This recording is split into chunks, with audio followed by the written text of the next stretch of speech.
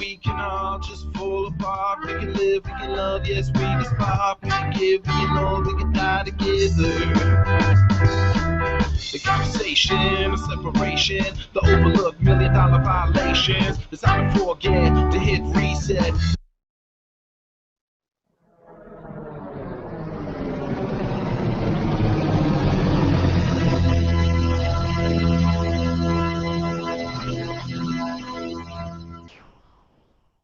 The following program is closed captioned for the thinking impaired.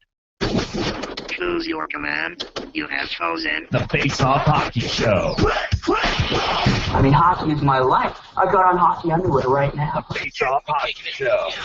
With Scotty Waz. Sean O.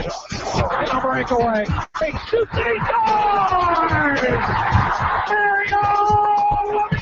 And the P-Boys, Johnny and Mark with the C. Yeah, baby.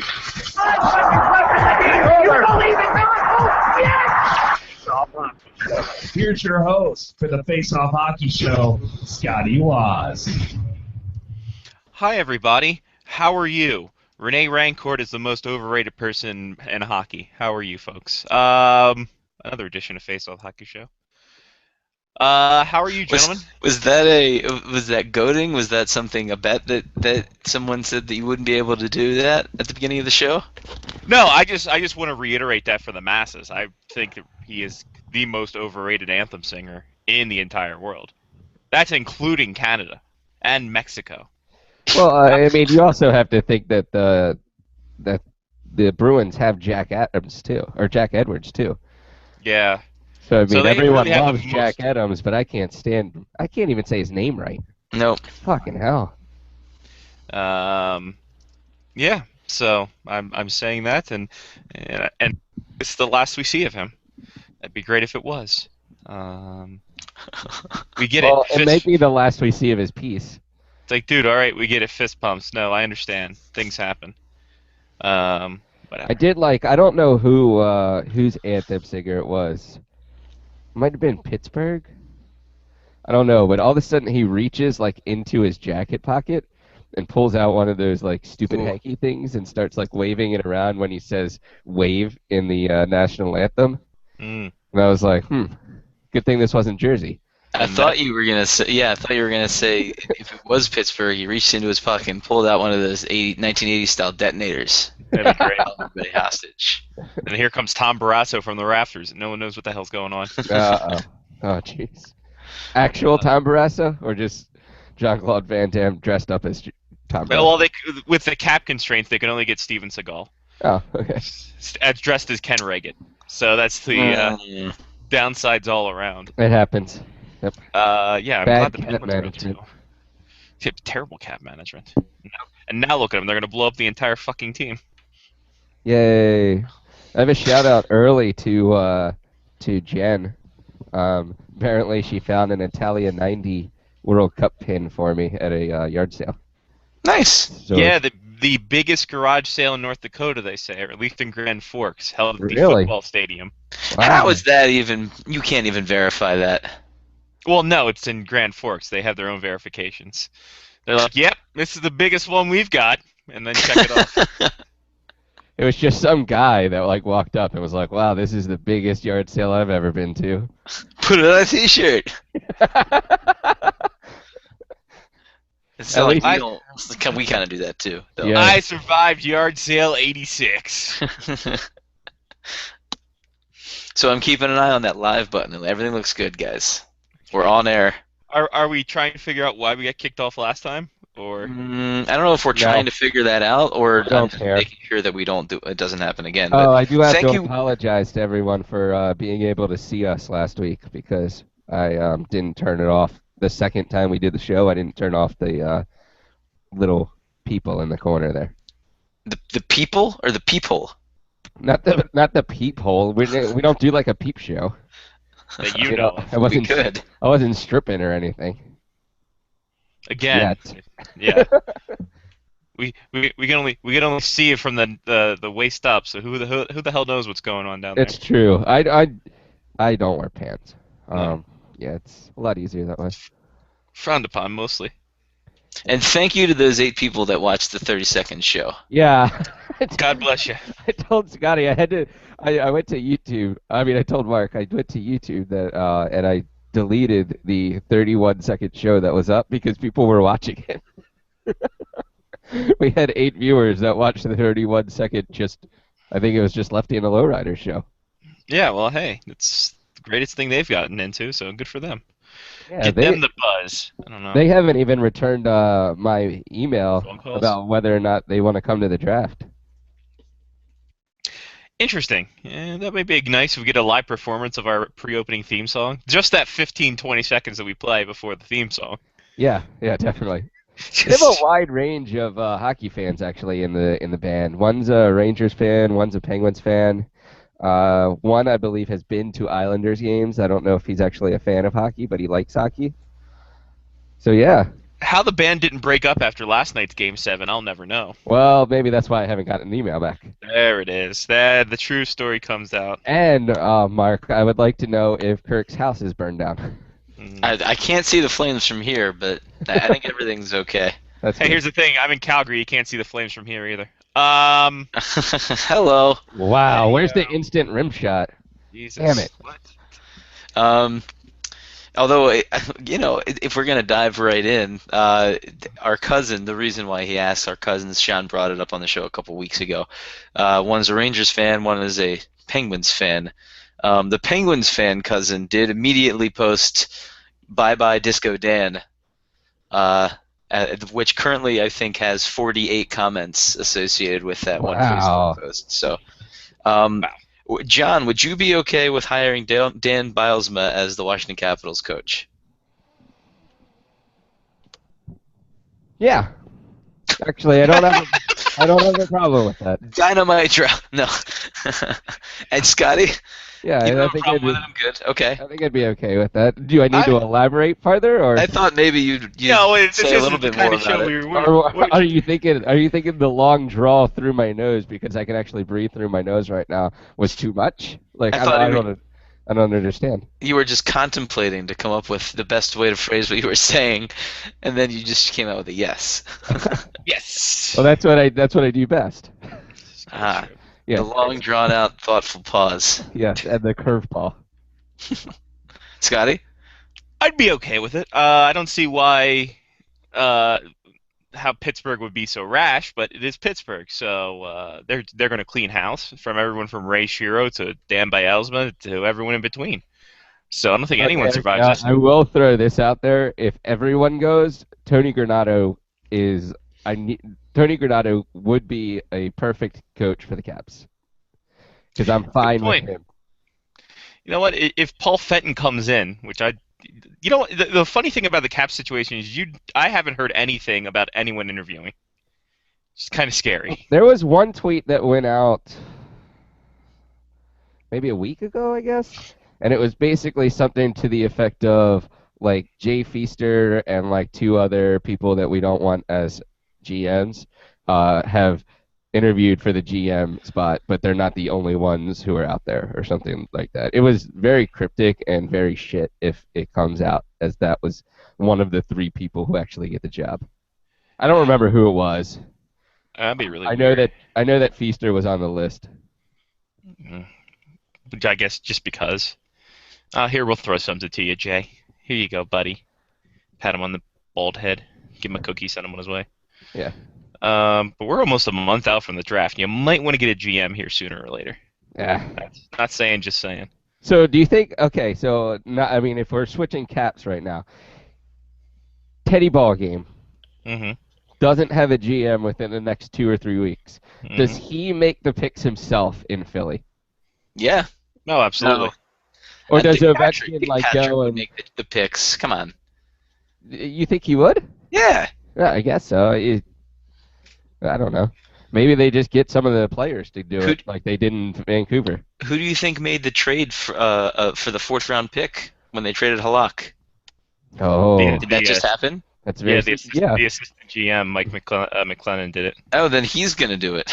Probably. Whoever the guy that made that trade was going to be the guy drafting. They're like Mike. All right, we got a job for you. We need you to draft Oh no! You're not the GM. No, we're gonna hire somebody. You're But we still the need you to assistant draft. GM for now. Wait.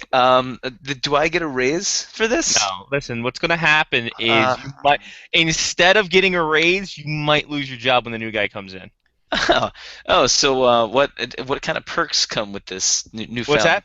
What kind of perks come with this newfound responsibility? Your name goes on the press release. You get recognition for the first time in 8 years. And you get to, when Gary Bettman goes Washington Capitals, you get to be the guy that goes to the microphone and goes, here. Yes, that's also true. We could. Throw Okay, that kind okay, I can be down. of- However, we're not renewing your deal when it expires July 1st. But what if I have a great draft? What if I make trades? What if I do everything and then more of what you could ever hope for? We'll give you a little bit more severance when you leave. Okay. So what would make me want to do this again? Contractually, you're still bound to our team. Yes, until the day after the draft. Until the day after the draft, or the new guy gets in and fires you. Wait. Oh, okay. What if I'm the new? Why can't I be the new guy? What's that? What? Why can't I be the new guy? What? Give me a chance. Haven't you ever seen that movie Moneyball? You're good. Here's the thing. Give me some coffee, and we'll talk about this 4th round pick. You cute little thing, you. That was a great trade. I looked it up on EA Sports, and EA Sports even took the trade. And that's why you're not going to be our new GM. Okay. And scene. That was Good work, good. Mark. Good work, John. Good work, boys. Huh? Boy, put this on the best of reel, Yeah, and totally. away we go. We might just cut this out and put it in our magazine by ourselves.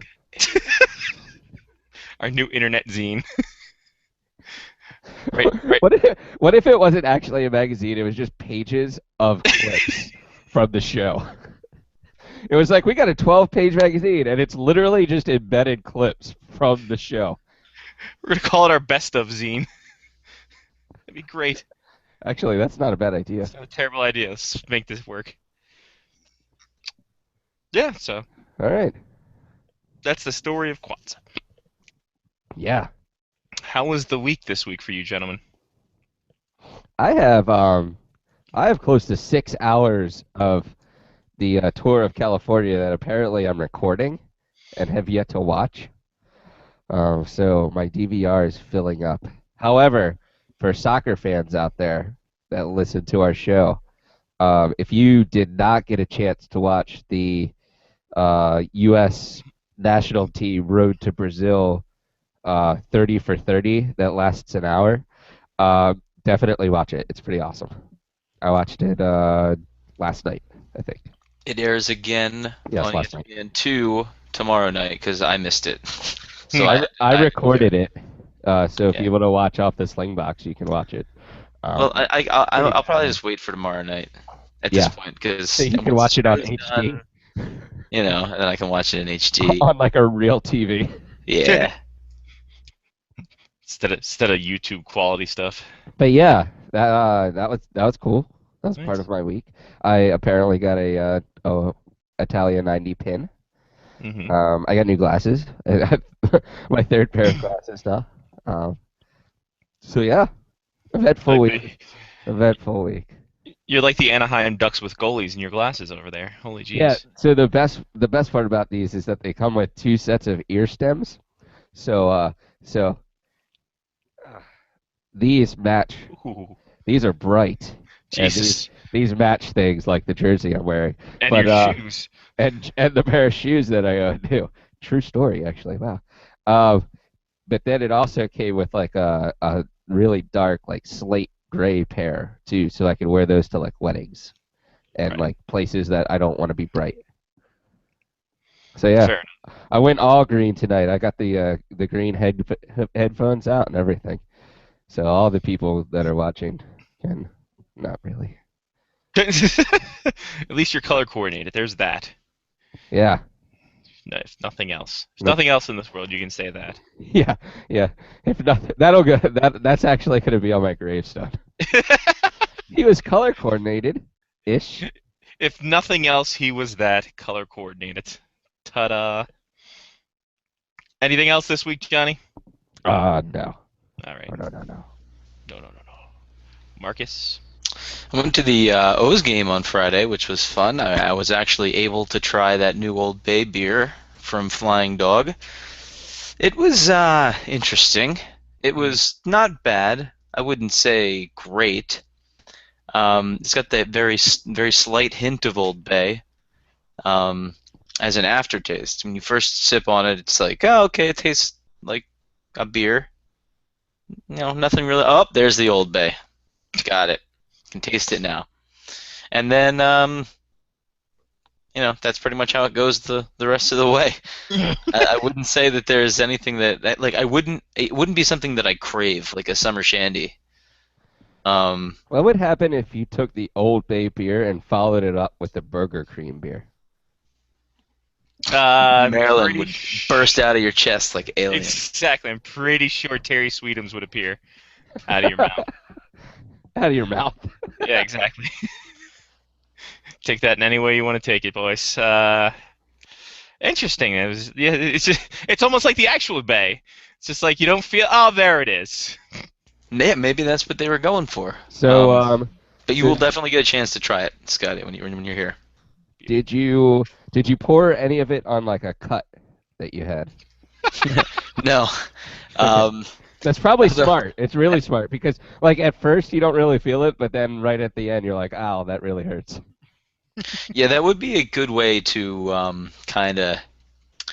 To tell if it's really it's Old Bay and lemon juice because you always cut yourself when you're eating crabs, and those are both things that people sometimes use when eating crabs is lemon juice and Old Bay. So you will always find if you have any injuries, however slight, when you're eating crabs. Yeah, definitely. Yeah, always finds it, one way or t'other. So yeah, it's all right. But that was pretty much my weekend. Watched all EPL. The end of the season was this past week, so end of English Premier League. So I'm fully devoted to the hockey playoffs. Man City winning it and after that they went to Pound Town. Yep. And yeah, they did. They got some man candles. And the new man candle scents are out, by the way. Oh, really? Don't know if you guys saw that. I did not. Boy, howdy, boys. What are the new scents? Oh, you better believe that I'm 50 Cent? 50 Cents of Gray. Mantown, of course, the leader in the clubhouse for man candles. Yeah, obviously. Pound Town. Everyday metal gold football? What? Oh, it's a candle jar topper. All right. What the hell? Oh, this is the Canadian site. I don't want YankeeCandle.ca. Yeah, clearly not. I want YankeeCandle.com. Do they have man candles in Canada? Yeah, they just have bacon in Mantown. And chest hair. Do Canadian web servers or internet providers automatically reroute all the .coms they can to .cas? Yep. Really? Yep. That's awesome. Two new scents, gentlemen. First off, camouflage. Can you smell it? Apparently, it's a natural woodsy blend of fresh air, golden leaves, and oak tree bark. I feel like it would. Tree bark. I feel like it just kind of sneaks up on you and then kills you. Essentially, that's Chuck Norris. Oh, sorry. It actually has a little bit of Mantown in it. So. Oh, camouflage. Instead of just calling it outdoors. Exactly. And the other one, which I think we all might like, it's called On Tap. The cool golden aroma of freshly poured draft beer. That's awful. You smell like you're drunk, but you're not actually drunk. You smelled the drunk in your house. How great would that be to light up that candle and then like somebody randomly comes to your house that you weren't expecting and they're like, Jesus, have you been drinking all afternoon? And you're like, no. No, what are you talking about, you? No. By the way, the On Tap candle is not available in the car jar. That's my. good. I That's wonder good. why. Just Is that FYI. Big bright letters there. They're like, this car smells like beer. Yeah, it's just a candle. I haven't been drinking at all. Sure, You- buddy. You just tap on the vent, Mandels. Cop just gives you a thumbs up and a wink, and he sends you on your way. Yeah, but if you were using camouflage, he would have never seen you in the first place. That's true. That's good. What if you use camouflage and the beer one at the same time? Pretty sure that means you're in a militia. Pretty sure you get That's flagged. That's like no, that's just what NRA meetings smell yeah, like. that's called the Irish. Oh, NRA. Sorry, my bad. Welcome back to day 52 of the old regime. I'm pretty sure that's how every militia meeting starts. Just change the day. That was when fish racing was huge. This fish racing is great. I miss fish racing. Yeah. Rest in peace, OLN. So yeah, I am coming home after the show. I got to pack and then I'm coming home. Exactly. It's like a P Diddy song. Do they do like a soldier montage when you hit BWI? No, but when I see I come out at the top part of it of the international section. Yeah. And below it is when where the troops come home. So, I'm walking down and hear cowbells and stuff. I'm like, wow, people showed up for me. And no, they're down there just hanging out for the troops, which is a very cool thing, I have to say. It is pretty cool. Then I realized, oh, no one's here for me. Thanks, everyone. Then I just put on my camouflage candle and just walk by and just get all the salutes. I was over there. I was over there. Over where? Exactly. You smell like war. That's what counts. I'm gonna put the camouflage, the draft beer, and the lawnmower. So let's be honest. What's the next step for Yankee Candle? Do they go to like deodorants? Like, how do you How do you continue to broaden the market for Yankee Candle? Like in general? Yeah, I mean, they have everything at this point to make your house smell better. They do. When I went to visit Jen, we went to the Yankee Candle store they have there in Grand Forks, and I can't step a foot in that place. I die instantly.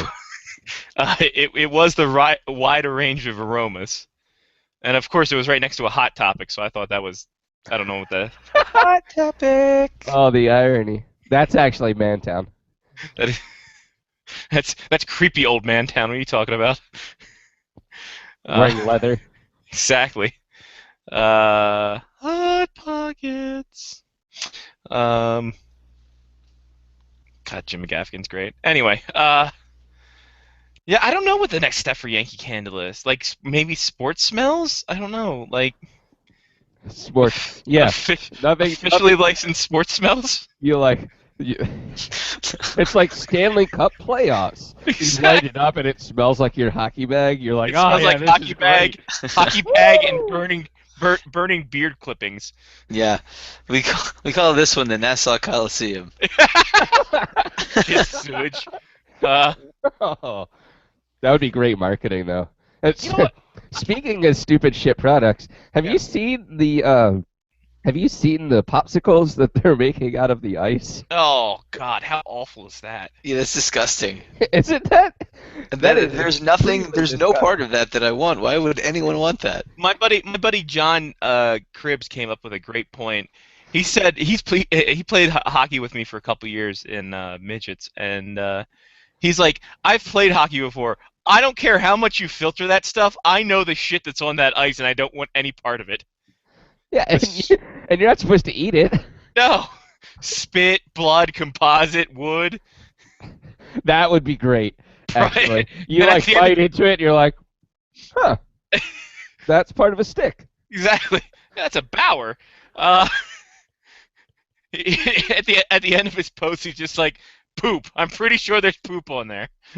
I don't know how, but I'm sure there's poop on the ice. Yeah, I don't know about that, John. Yeah. We played a lot of games where a lot of people may have needed to use the bathroom. I'm pretty sure they didn't go on the ice. I don't know. Yet. Yet, yeah, exactly.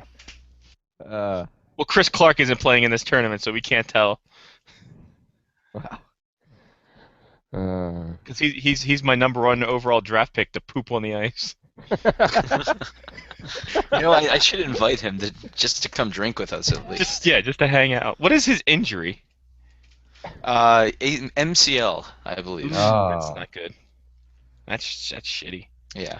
At least it's not ACL. It won't have to be like RG3. Yeah. So there's that. So I think he's sitting out for a bit, but he should be okay eventually.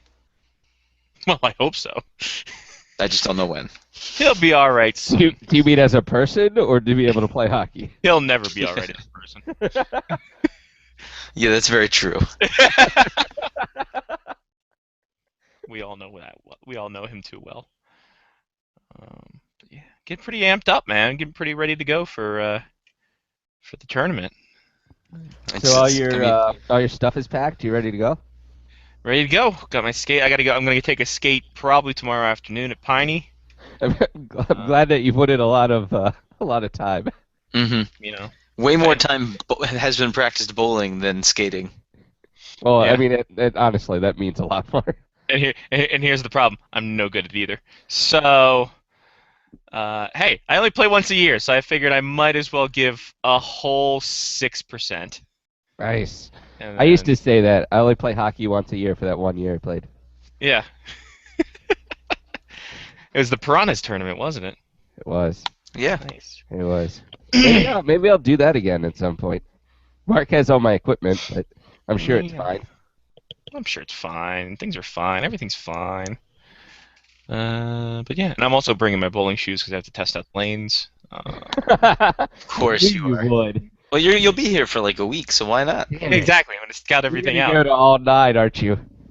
I'm going to try to do it in a day. I'm going to try to time this whole thing out and see how this, and just sit What, back and realize. Test run. Yeah, exactly. Do a test run. Just be like, by alley 3, man, I've made a terrible mistake. Yeah. I've completely overrated this. Yeah. Yeah. Wow. But it's like it's like $1 a game. I'm fine. Things are fine. Everything's fine. Everything is fine. Is it $1 game? I don't even know. I can't remember anymore. What did even Who price? goes to a bowling alley at 10 a.m.? Old league bowlers. You know what? You can go to Severna Park Bowling Alley at 2:30 in the afternoon, and you're still going to be the only ones in there. You know what's gonna be awesome is when we walk into that first lane, and they're like, "Really? People are here already?" The fuck? What are you guys doing? It opens at 9 a.m. and that's Greenway and Odenton. I'm pretty We'll be sure that's- waiting outside. Yeah. We're going to start in Odenton and then go to Crofton and then to Annapolis and then Severna Park and all the way through. $3.50 a game. It's not When bad. did we used to do our bowling leagues? Was that like on a Saturday or a Sunday, John? Yeah. Yeah, it was weekend mornings. All right. Interesting. We used to go glow bowling a lot. Did you come with us, Mark, or was that just me and the other Jeopardy and Kevin? Well, for what? Glow bowl. No, I went to Global a couple times. I thought you meant like Global Gym. I was like, Global Gym? Yeah, went to no, you Globo went to Gym. Globo Gym? Brent Stiller's there. It's really crazy. He literally grabbed the bull by the horns. Yeah, literally. It's a metaphor. Yeah, so, no, glow bowling, it's always a hoot, especially at Severna Park, because that's when all the yuppies came out. We just sat there and made fun of them. Yeah. I could wear all my neon-colored shit to Global. Like, that would look awesome. What we should do is just ask them to just put the glow bowling effects on. We're the only people here. At 9 a.m. All right, let's do this. It looked great on video, though. It would. Amazing on video, Yeah. It would. especially the duck pin portion of it. So I'm trying to think of the whole video thing. Yeah. Are we actually taking like 9 hours of video and then like splicing it down to something that's usable, or we Dude, just I gonna have- post all 9 hours? I have full mini DVDs, and we're posting all of them. I'm gonna upload that to YouTube. That reminds me, I need to pack this little guy. Yeah, I have 3 video cameras. I'm taking 2 for test runs. 1 I'm just hoping for the best. You know, what's funny is I think my phone has a better camera and more memory than this thing. Yeah. Well, that's what Currently- 2 gig. I don't even remember. Yeah, probably because I bought the 4 gig and I sent you that as a 2 gig. Cisco, made by Cisco. Who would have thought? It likes big Really? butts. Yep. No, it likes thongs. It likes that is sort of synonymous, I think. Well, yeah. I mean, he wanted to see the thong. He didn't say anything about her butt being big. Exactly. Bumps like a truck. That's definitely talking about big butts. Well, I guess you're right. I just pulled the thing off. Yeah, so mine, I got this dealio here. Ooh, the matte So- black. That's how you know it's better. Yeah, I know. It's 4 gig. faster. Turn it on. Did I charge it up? Oh, mine's definitely not charged. No, I got an hour and 9 minutes left of record time. It's because I'm pretty sure I have some scandalous shit on here. Yes. Oh boy. Well, maybe I should plug this in. I don't know what's in there anymore. Plug it in. Plug it in. I also have an extra battery too, so that's good for this thing. Well, this thing did not Do you use have the batteries. extended life battery? What's that? Do you have the extended life battery? I think so. Yeah. I actually bought a battery pack, a different battery. It came with a different battery pack too, so I'm just like, oh, this is cool. Nice. Came with a tripod and everything, and also have. I'm gonna test run this out because I kind of know how it works, so got that going for me, which is nice. I think I'm just gonna bring my camera with me with my flash and everything too, and take pictures. And I also found my flash drive video camera too, so got that going for me as well. Wow. Which This is just gonna a be little- awesome. My computer is gonna hate life when we put all these videos and shit on it. Oh, it's gonna be great. So ever since I said summer shandy, I've wanted to get a summer shandy. I've wanted to go get a summer shandy. Go get a summer shandy. You go Do we ahead. have any injuries to report? I just have also this. This is my. It's a Holy 32 smokes! 32x octaval zoom. Is that a bazooka? Yeah, no, close. It's just a Samsung video camera, son. You know. You know that I don't have any video cameras? I feel like I should have stolen one from Sean at some point. I've got 4. I've got this, another one for mini DVD, and then that big one that I used to have. That I had that little cassette tape from Mark from Goal Stoppers. Ah, yes. Or Are Puck you Stoppers, it was. are you counting phones and old phones and tablets as video recorders? I am not. Okay, then I only have one. I'm counting actual video like cameras. I don't own a single video camera. I don't own a gun. I'm not, and especially not enough to necessitate an entire rack. Mark, go get your summertime shandy. We're gonna sit here. and Thank talk you, a little sir. bit. We're gonna reminisce about sit the here. summertime. Summertime. Trying to think of video here in terms of because I took video of my flight from. Okay, so yes. since Lyle isn't able to travel down here, are we going to get drunk and watch the Ottawa video this trip, or are we still going to do that next trip? My question is, why No, not? I didn't get anything after the actual show. We have enough people that have visuals. This is true, and forever indebted into their mind. I don't know. I say we do it. I have never watched it. I will say that for a fact. I just found it when I moved into this house. I did a really good job of hiding it from myself. Is that just like a personal thing? I never wanted to watch it again. Sounds about right. There was absolutely no reason to ever be a part of that. Well, I mean, that's up to you. It is your house. I couldn't care less. I That kind of remember. trip, actually, that trip for me is the beginning of the end of our like draft trips. Because we had like Columbus was awesome, and then like Ottawa was like, let's take it one step further, and it was like, nope, too far. You guys jumped the shark. No, It's let's just go back to me, Mark, and Scotty traveling, and y'all go do whatever you do. Do what you guys do.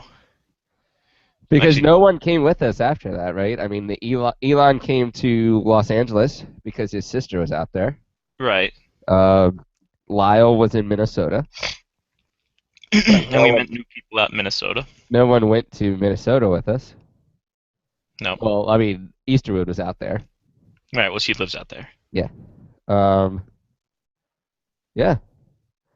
So it was Columbus was awesome because it was organic and it was the way things should be, and Ottawa was forced, completely forced. What I about mean, Montreal? except for some of the later things. Montreal was actually a lot of fun, but that's for completely personal reasons. Well, obvious. But no, I mean, in general, Ottawa was, I think, a fun trip. I think that being able to walk to bars. I think you mean Montreal, not Ottawa. yes, Montreal. Sorry, Montreal. I think was only a lot of fun because of the location that we got the hotel in. If we would have had to drive anywhere, that trip would not have been nearly as fun as what it was. That's true. Whole city's underground. Yeah. It's like the digital. We didn't even go underground. I did. We did. Oh, well, we didn't. I didn't. I went underground, but not. No, sorry. Well, you guys. That was bad. First off, I got there at 9:30 on Thursday. You guys didn't come in until like 5. They wouldn't let me in my room until 3. So I'm just like, all right, well, I guess. Yeah, I know, and I stupidly took a red eye, thinking I could get in my hotel room early. Not so much. So yeah, I walked out in the underground cities. It was pretty cool. And then the day after Thursday night, which is called Friday, Scott. Friday morning. Wasn't that the movie with Sandra Bullock? What? 28 days later. No, that was called The Net. B2. The day after was you guys were recovering, and I woke up at like 8. I'm like, well, shit, I'm gonna go venture out there again. And I saw James Duffy running out there, and I'm just like, oh, this. Yes, we were recovering. Yeah. And then when I got back, Louis and Swatala were there. I'm like, oh, how about that? How about that? Yeah, and that's an entire trip that Swatala was actually at. Exactly. He went coast. No, he went to Ottawa too. Yeah, that's right. That's when he got Matt Bradley's phone number. Yeah. He went to Shasta McNasty's or something like that. No, Shasta McNasty. I forget where we went, but yeah, something like that. Filthy McNasty. Shasta McNasty was a show on UPN. And don't ask me why I know that. I think That it was was after the last trip that Laura went to, wasn't it? Yep. Yeah, because 2010 was Los Angeles. Then 2011 Minnesota, and then she was a parent by then, so. Well, Montreal, she had the Lily, Right. so she could not make it to Montreal because it was right around the same time. That's when There she you was evicting a child. Well, partially From her womb? from herself, yeah. Yeah, I mean, obviously, they got to get kicked out at some point, or else they'll stay forever. Kid needed an upgrade. So there you go. Sorry, So they got weird all of a sudden. a little bit. So yeah, now this trip is just gonna be us again. It's gonna be fun. It's gonna be a hoot. Yeah, which is ironic because this is literally the closest closest. trip that we've ever taken. This is gonna be the closest trip we could ever take next to it being in DC, which it'll never be. True that. Never? Probably never. Forever, ever? Well, the Mystics have summer rights, so you know. Okay, really? It's So it's either weekend that dates, or a Lady Gaga concert. Look, the weekend dates, man. You got to get the weekend dates in for the Mystics. So Send them on the road for 2 weeks. 2 weeks. Send them on the road for the rest of the time. You know what? Have them play at US Air Arena, or where US Air Arena used to That's play. actually a mall. I'm sure that they could fit a ball court in there. I'm sure they'll get the same amount of traffic. Oh. WNBA catch the fever. All right, some injuries to report. Injuries? Not many. Not enough to constitute a whole theme song. Charlie Coyle of the Minnesota Wild, he was playing with 2 separated shoulders, which is pretty problematic when you're playing hockey. So, How does that even occur? you separate one shoulder, then you separate the other. That's about all I can figure out. You do the hokey pokey and you turn yourself around. That's what it's all about, kids. Oh. I bet you it was a hit at kids' parties. As far as I could tell, that's how he did it. Just hit one and then another one, and then away we go. Like, what is your reaction to the second one? I'm pretty sure you just yell, "Come on!" As your arm hangs down lower, just like, oh really? Jesus Christ! So that's why his. How do you even wipe your ass when you have two shoulders that are separated? That's what trainers are for. Exactly. Ass wipers. Actually, the sales of bidets have gone up 100% in Charlie Coyle's household. Which, hey, the bidet very underrated. That was a good bidet joke though. Bidet, mate. Terrible. Dmitry Orlev broke his arm at the World Championships, and yeah. That's all there is to say about that. Obviously, no timetable for his return because it's summertime and no one cares. How do you think that conversation went? It's like, hey Teddy, you got a sec? What's up? Yeah. So Dmitry Orlov, defenseman, is one of the Capitals. He broke his arm in the World Championships. What's that? Why was he playing in soccer? Well, that was not until June. Don't we have to play Ghana? It's not. Did Russia actually get in? Russia's not in the World Cup. I'm not talking about the World Cup. No, but their jerseys are. Ted, stop watching highlights from the Wizards game last night and counting your money. Did you look at what John Wall did? He made a fool. That's great. A fool out of Roy Hibbert, and he went to Georgetown. You still have to. Oh, wait a minute. Did we just switch there? I don't know what happened. No. But you still have two teams. Remember. Yeah, no. You actually have more than two teams. You can't just focus on the one that's good. You have to focus on all of them. We took down the attendance banners. I don't have to worry about them. But come on, man. No, the Wizards and the Mystics. We're balling here in DC. Still on your payroll. You're still paying the money. Dmitry Orlov. We send it down the Hershey. It's fine. It's fine. No, it's fine. You're still paying if he plays in Hershey. No, it's fine. Listen, send him up 83. It's great. It's okay. How's that AOL working out for you? Oh, it's great, dude. You got mail. It's all hip. All the hipsters are using it now, man. Did you get all the CDs that we've been sending out? Oh yeah, no, it's great. What we should do is I'm going to actually get a marketing team together. We're going to go back to the 3 1/4 inch floppy. I think you guys did switch people at this point. I don't know where we're at. I think we're both dead. Mark's like asking Ted if he's getting the AOL discs that are being sent out. The Capitals roleplay tonight has been fantastic. It's great. It's better than PTI. So, Face-Off Hockey Show roleplay better than PTI's. They'll probably steal it from us at some point. No, we stole it from them this time. Yeah, this time. Oh shit! I haven't watched that show in a while.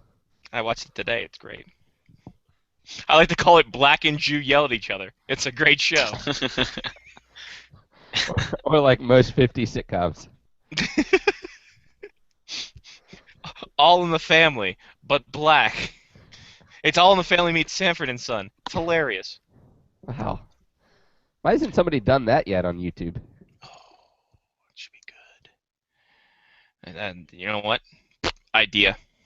That's what I'm doing in Maryland. You gonna write that down? You gotta write that down. Scribble, scribble, scribble. That'll be the first thing I film once I get into BWA. I'll just find a black guy and just tell him, "You big dummy," and I'll just call him. I'll just say, "Oh Jesus, there, Edith," and then exactly, and we'll have gold, YouTube gold, or Vine gold. I don't know. I can't remember which. Matt Bolesky, lower body injury, day to day, aren't we all?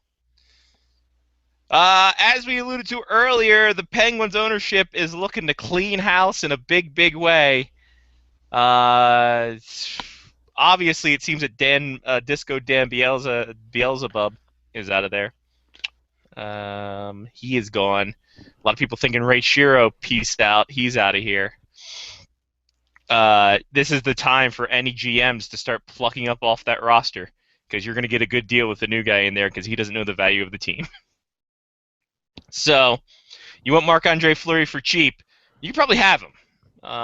Despite him not being that bad in Game 7, he's just overall terrible. So, there you go. There's that. And in other news, it's really is haywire. Randy Carlyle got extended for 2 years. Nice. A week after Lyle said, that job's going to be open soon, signed next day. Isn't it great right now? The Maple Leafs are like, shit, really? Bausma could be on the market, and we just signed this guy for 2 years? Yeah. It's like, oh, great, awesome. Now Vancouver's going to get him and ruin him, and They don't want anything to That's do true, with Bowser. they need a He's coach. American. who doesn't? What? Do Maple they Leafs. have a bias against Americans? Yeah, they hate America. Okay. Do they? Except That's if why they- that's why they moved out and fled to Canada. Kessel and Van Toronto Riemsdyk. fled to Canada. Yeah. Did they leave Boston? Yeah, they didn't agree with the whole tea thing. That's why they still have the Queen on their money. Ah, I see. True. In homage of they wanted to be on the other side of the Tea Party thing. So they were the other side of the coin, Right. literally. Mm-hmm. Yeah, technically, yeah. Other The side of the plastic monies. The maple leaves. I mean, the tea leaves. It's all there. Oh, see, you're. Wow, I never put all of the. This is like Freemason type stuff, Mm-hmm. Nah, nothing's ever free. especially if you need brickwork done. Or if it's Bob Mason, you'll never free Bob Mason.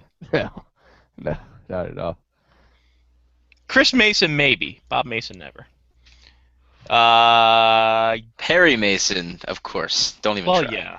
Yeah. No, he's always free. Nah, he's a lawyer. He's never free. He frees people. That is true. He does free people, but not for free. Oh, I see. Not pro boner. No pro. No, that's Berman works pro boner. and then tweets about it. Exactly. Woo! Pro boner! Speaking That's of a boner completely moves. Hashtag. Yeah, hashtag pro boner. Speaking of boners, Gary Bettman and Bill Daly visited Seattle to get a update on the new arena and what that could be all about. So they just said, "Hey, how's the new arena coming? Nothing yet? Great. See you guys in 6 months." They're like, oh, Key Arena. Yeah, no, that's not gonna work. Yeah, not so much. Listen, we're barely allowing Nassau Coliseum to run out its tenure. Key Arena's a just That's as true. much- The Islanders are only there for another year, right? So, like, listen, we're gonna let this run happen, and then after that, peace in the Middle East. We'll see you guys later. Yeah, Brooklyn. Then Edmonton's gonna get a new arena, and then the oldest arena I think will be Calgary at that point. 83. Unless you count Madison Square 83 would Garden. be 83 would be the oldest arena. Pretty sure. Wow. Yeah. that's It's older sad. than us. Yeah, yes. That is crazy to think because like the oldest ballpark in Major League Baseball and the oldest football stadium in the NFL are like very, very, very much older than us, and yet the oldest arena in the NHL is literally 30 years old. Actually, you know what? Saying it that way, Yeah, I mean, it does make sense. It's 30 years old. Yeah. 30 years old is. Don't we want to? It lived a good life. Don't we want to have an upgrade of our own life right now? I know I do. I need, maybe a renovation. I don't. I need a- some new knees. Yeah. Great. Maybe a new back. I'd like probably some better next- lighting. Yeah. You know what? What I'm gonna do is I'm just gonna bring my brain and my heart to the new place, put it in the centralized location just as an homage, and then just That's good. much like Montreal Forum, turn my body into a movie theater, and then have a new body. Take some of your blood and pour it into the blood of your new body too. That's a little. You gotta pour one out for my homies. That way you have some of your old self in the new building. That's true. Yeah. Well, that's where the heart and brain goes. Yeah. The old heart. What? That's it's all right, Mark. We're speaking. It's a metaphor, okay? Okay, I get it. Cracker Barrel. I'm so amped up for Cracker Barrel. Anyway, hey, did you hear about all these water bottle incidents that's been happening? Yeah, they should ban water bottles from the benches. Oh, that's the next step. Totally. No David- more water bottles. David Clarkson was the water bottle sheriff, and we need him now more than ever. Corey Is he Perry. the one who launched the water bottle onto the ice? I think no, that was JR back in 2002. Ah, okay. But no, it started off with Corey Perry squirting water into Jeff Carter's glove. That was hilarious, That by was the pretty way. hilarious. No fine for that. Then Sean Thornton squirted a water bottle at PK Subban, and he got fined $2,800.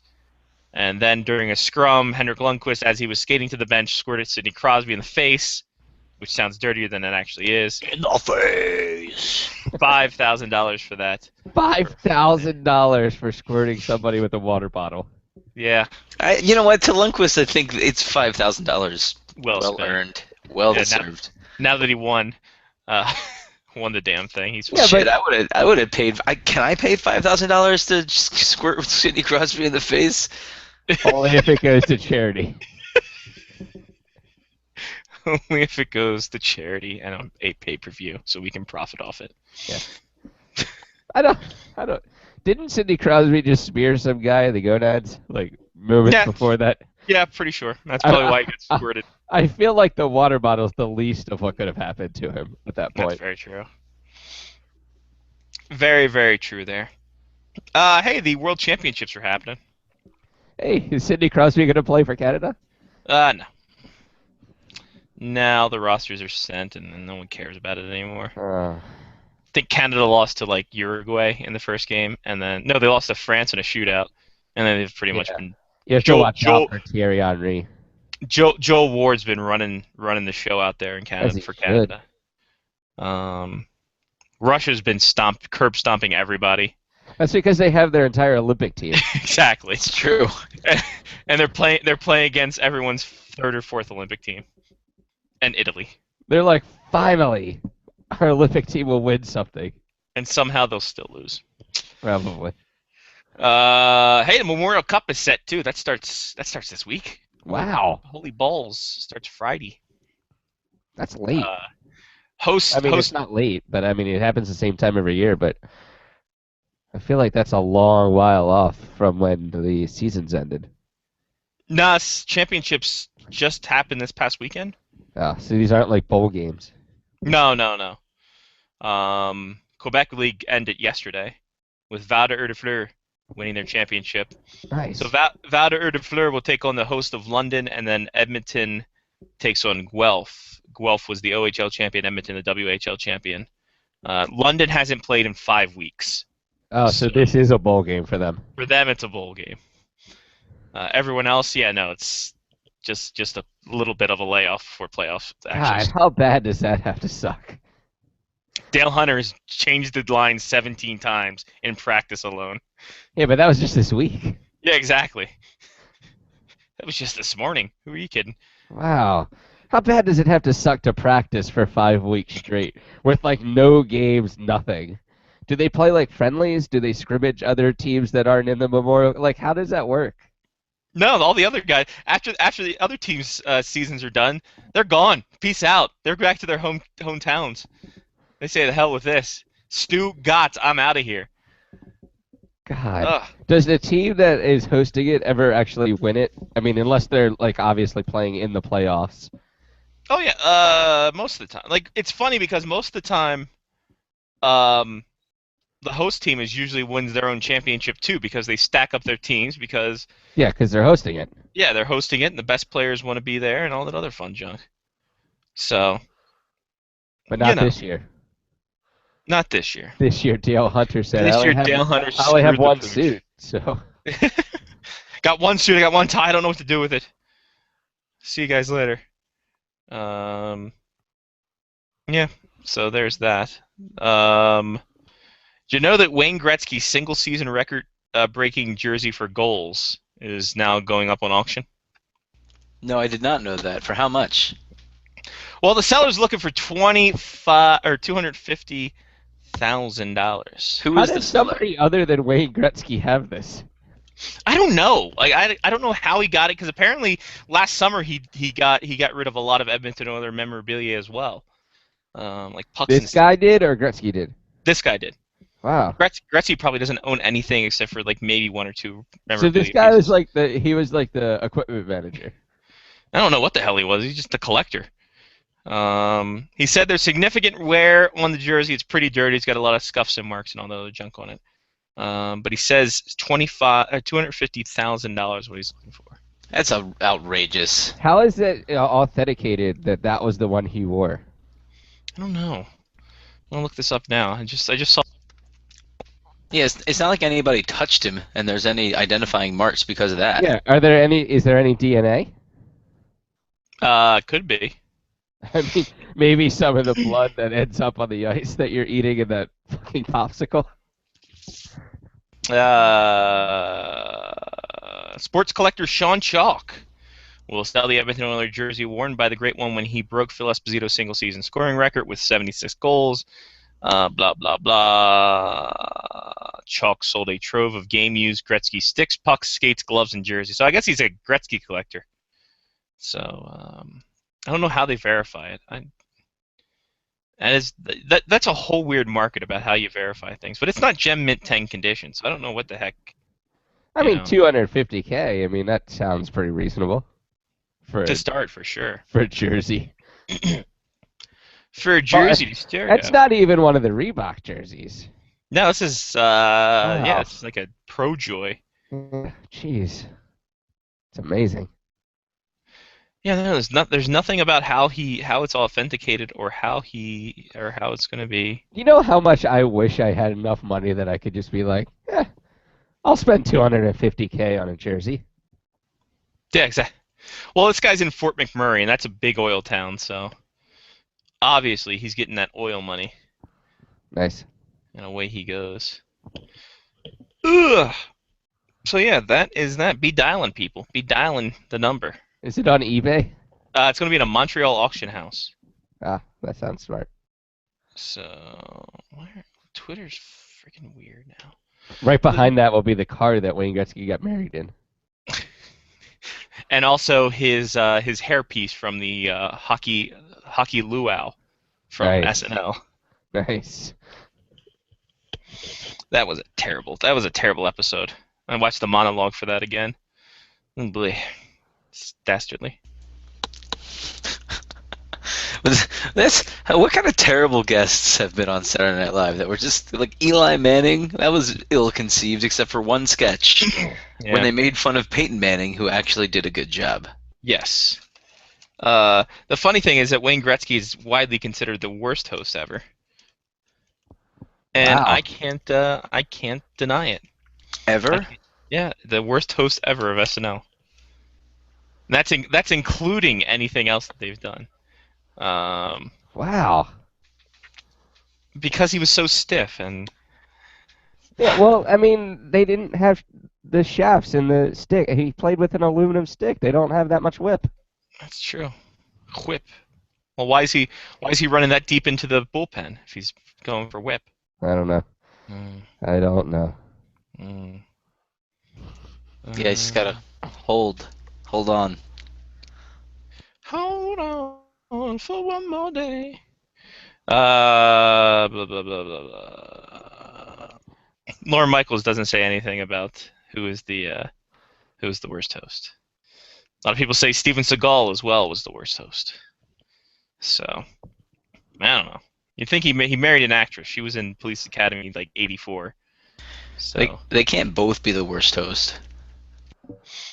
I don't know, but this is the second Steven Seagal mention in this show, and I'm proud of myself for that. They should bring them both back and see which one's worse. Host off! That'd be great. Not that I've watched SNL in the last, 6 years, except when Timberlake is on. Exactly, and even then you kind of catch it on the internet. I watch it on demand. Yeah. There's no reason to watch it live. I'm obviously not awake at that time. Jesus. Silly. Yeah, no, who is? These days? In this economy? Yeah. I don't know what that means. Speaking of which, I gotta charge up my GPS too. That might be pretty crucial. What? What did economy have to do with that? Speaking of. And do you not know how to get to your house from BWI Airport? Well, no, my mom's picking me up, so I know that I'm fine. I just have to make a phone call. It's just everywhere else in the world that I might have to get to. So do you still go to a payphone and call your parents collect, and then they deny the charges and they pick you up because they know it's you calling?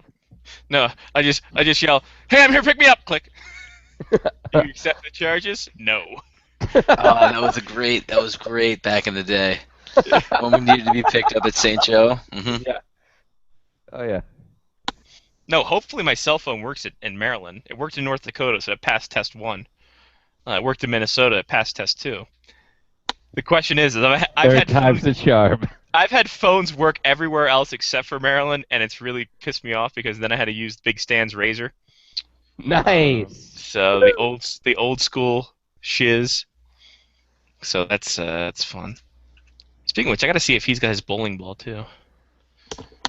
You're bringing your own bowling ball? No. What a no. dick.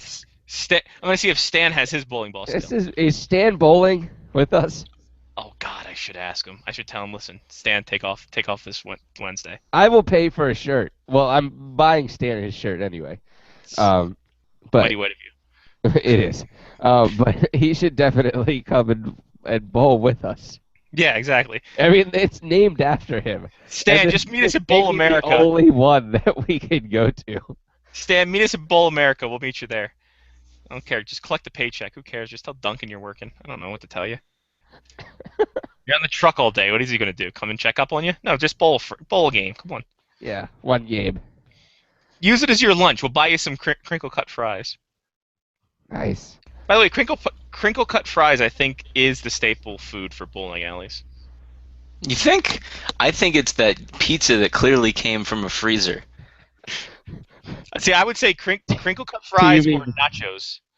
Yeah, I was gonna go nachos. Yeah, I think nachos are pretty crucial too. I think that we have to eat at least one bowling alley too. Well, that's a given. Kidding me? I'm ordering French fries at 9:30 in the morning. Turn on the fryer later, Agnes. Let's do this. They're like, the cook doesn't even show up until 3. You turn the oil on. You put the fries in the oil. How hard is that? Jesus, Gladys, let's get going. 6 fries for $1. Exactly. Enough of this horse shit. You have a school coming in 35 minutes. We're amping you up for this stuff because we're antagonists like that. I don't even know if I'm using that word properly, Agnes. Just make me the goddamn fries. John, are you Agnes here? I'm wondering at what point of the day we start drinking. When our liquor stores open. When they start serving hold on, let's be honest. Hey, I have Jameson and a Keurig and a travel mug. Wait, why are we putting You have Jameson in a coffee Jameson maker? and a Keurig? They sell that in K-cups now? I have Jameson, a Keurig, and a travel mug. Oh, there's a comment in there. I didn't hear. I mean, the comma. shit. You know, I could just pour Jameson in that little side thing and see if I could brew coffee with. Friggin' Jameson. literally Irishing up that coffee. Holy Dinah. That's not a bad idea. I wonder if it would. Hot Jameson and coffee I together. wonder if it would ruin my Keurig though. Probably. Only one way to find out. That's true. Nobody died man. from making poor decisions. Here's my thing. I don't drink coffee, so you guys have fun with the Keurig. I'm drinking soda at 6 in the morning. Screw that. I'm drinking Mellow Yellow at 6 in the morning to amp myself up, get through the day. Oh God. I already have a 12 of Mellow Yellow in the refrigerator for you. Atta boy. Your boy looking out. Big ups. Combine that with some Natty Boh that I'm going to put in a beer koozie. Just walk in. There's no open bottle walls, right? Like once we get through the bowling alley doors, I'm pretty sure we're legally allowed to drink. I fully for the show to send out, and I didn't send it. That's a shame. I don't know what just happened. You kind of cut in there. Yeah, I don't Well, know. no, I mean, I what just didn't you sent send? Yeah, you cut out there. What didn't you No, send the tweet? I was saying that I wrote out a tweet to come and listen to the show, and I didn't send it at the beginning of the show. So now, an hour later, I'm sending out the tweet for the show. All right then. So come listen. Come listen in your face. What? All right. Oh, what? What is that there for? Montreal up 2-0, kids. 2-0, 7:30 left in the second. Lyle is a happy man right now. Uh-oh. What And do you mean? speaking of Lyle, Is he here? I don't know. Is he? I don't know. John is getting him right now. John muted himself. John, we cannot hear. It's okay though. We cannot hear. We do not know what's you doing. That's why I was standing close to my computer. Only we can see that. Yeah, because you're muted, you couldn't figure out what was going on. Yeah, no, but you can still see me in the little corner thing. You can't see me. Oh. 5 knuckle shuffle. There we go. Hold on. Well, Yeah, but why does he call one of his wrestling moves masturbation metaphor? Not metaphor, euphemism. Euphemism. It is a metaphor, though. A metaphor would be choking the chicken. That's true. Like choking a chicken. No, that would be that would not. That's a simile. Yes, that would be illegal. That would be poultry manslaughter, my friend. That's Yeah, just but- poultry slaughter. Poultry slaughter. Lyle, have you done a good poultry slaughter? Poultry slaughter? Yeah, no, it's the farm report, literal. Is that like Sergeant Slaughter or no? Oh, that'd be great. You know what? New character. There you Sergeant Slaughter as a chicken. Poultry slaughter. Ugh. He's talking about choking a chicken. Yeah, choking a chicken. Oh, you Maryland people in your strange Maryland ways. No. Okay, I mean, far be it from me to poke fun of anyone's culture, That's y'all like choke chickens, huh? Okay. Maybe it's a good blessing in disguise that I'm not joining you for the bowling tournament after all. How else do you think Purdue made so much money, Lyle? And you know Or how Bumblebee made all their money? Flogging dolphins. Flogging Dolphins. That was first off, that was a great punk band in the late '80s. Flogging Second one, Dolphins. Flogging Dolphins. Yeah. Hey Second. man, going down to the forge, gonna watch the Flogging Dolphins, dude. It's great, dude. Oh man, they kick ass. The Flogging Dolphins, right next to the Strangling Crabs. Dude, Poultry Slaughter's gonna play afterwards. Right This is next the greatest battle of the bands in this high school's history. Yeah, ever since the Choke Chickens took on the Spanked Monkeys, I'm telling you, it's just greatest battle of the bands ever. Yes, we're finding ways to fit euphemism for masturbation into the show, kids. Thank you. Dude, listen, honestly, they're not as good as Chowder Rocket, but I don't know. But nothing beats the Great Pearl Necklace, man. They were the best, let me tell you. Tell you who sucked though, Yogurt Slinger. Oh, so overrated. So overrated. Oh dear. Yeah. There was a great band called Kumquat, though, let me tell you. It's weird. Johnny missed all of these. and he's for the better for it. So are we still talking about masturbation? Yes. Yeah. What else are we going to talk about on a hockey show? With one game 7 in progress, a game 6 about to take place tonight, and yabba dabba doo. Game 7s. It's the most wonderful time of the year. Apparently, the Bruins' power play was just booed off the ice. Well, it's It's not so good, Al. the Bruins are. I don't know if any of you guys are watching the game right now, but Montreal's just darting all over them. I mean, it's funny because, as I said, I mean, the Bruins physically, they should be dominating these guys. But it's if I may use a euphemism, it's like watching bears being tormented by swarms of mosquitoes. That's Well, what the it's first compared. 2 minutes they were aggressive as hell, and then Oh yeah, and then Is Dale that Weiss- a Tomacelli drop? Was that a Nat Tomacelli drop? Should have been. If not, it should have been. the Nat Domatelli job. Yeah, but then Dale Weiss scores, and then that just. Well, in the from first period, but early in the second, the first 5 minutes of the second, the Bruins were just dominant. I thought, okay, here we go. We still just 1-0 Habs. They were just hanging on. I mean, Carey Price had to make a couple of big saves, and then another defensive breakdown. Max Pacioretty one-timer, and it's now 2-0 with about 4.5 minutes left in the second, and Montreal It's about still. time Pacioretty showed up. Well, he did in Game 6 as well. Goal and an assist. That was his best game of the playoff. But at least with Pacioretty, you could see the effort in every game. Even when he was going scoreless, you could see he was trying. Thomas Vanek is like he's the invisible man. He shows up when he feels like it. He felt like it in Game 6, but I mean, where the hell was he? In the previous 3 games. That was my question. Boy, howdy. Fun Anyway. times though. Fun times. Yeah. You don't win 6, you won't win 7. That's the old adage, and so far it's held true for one series.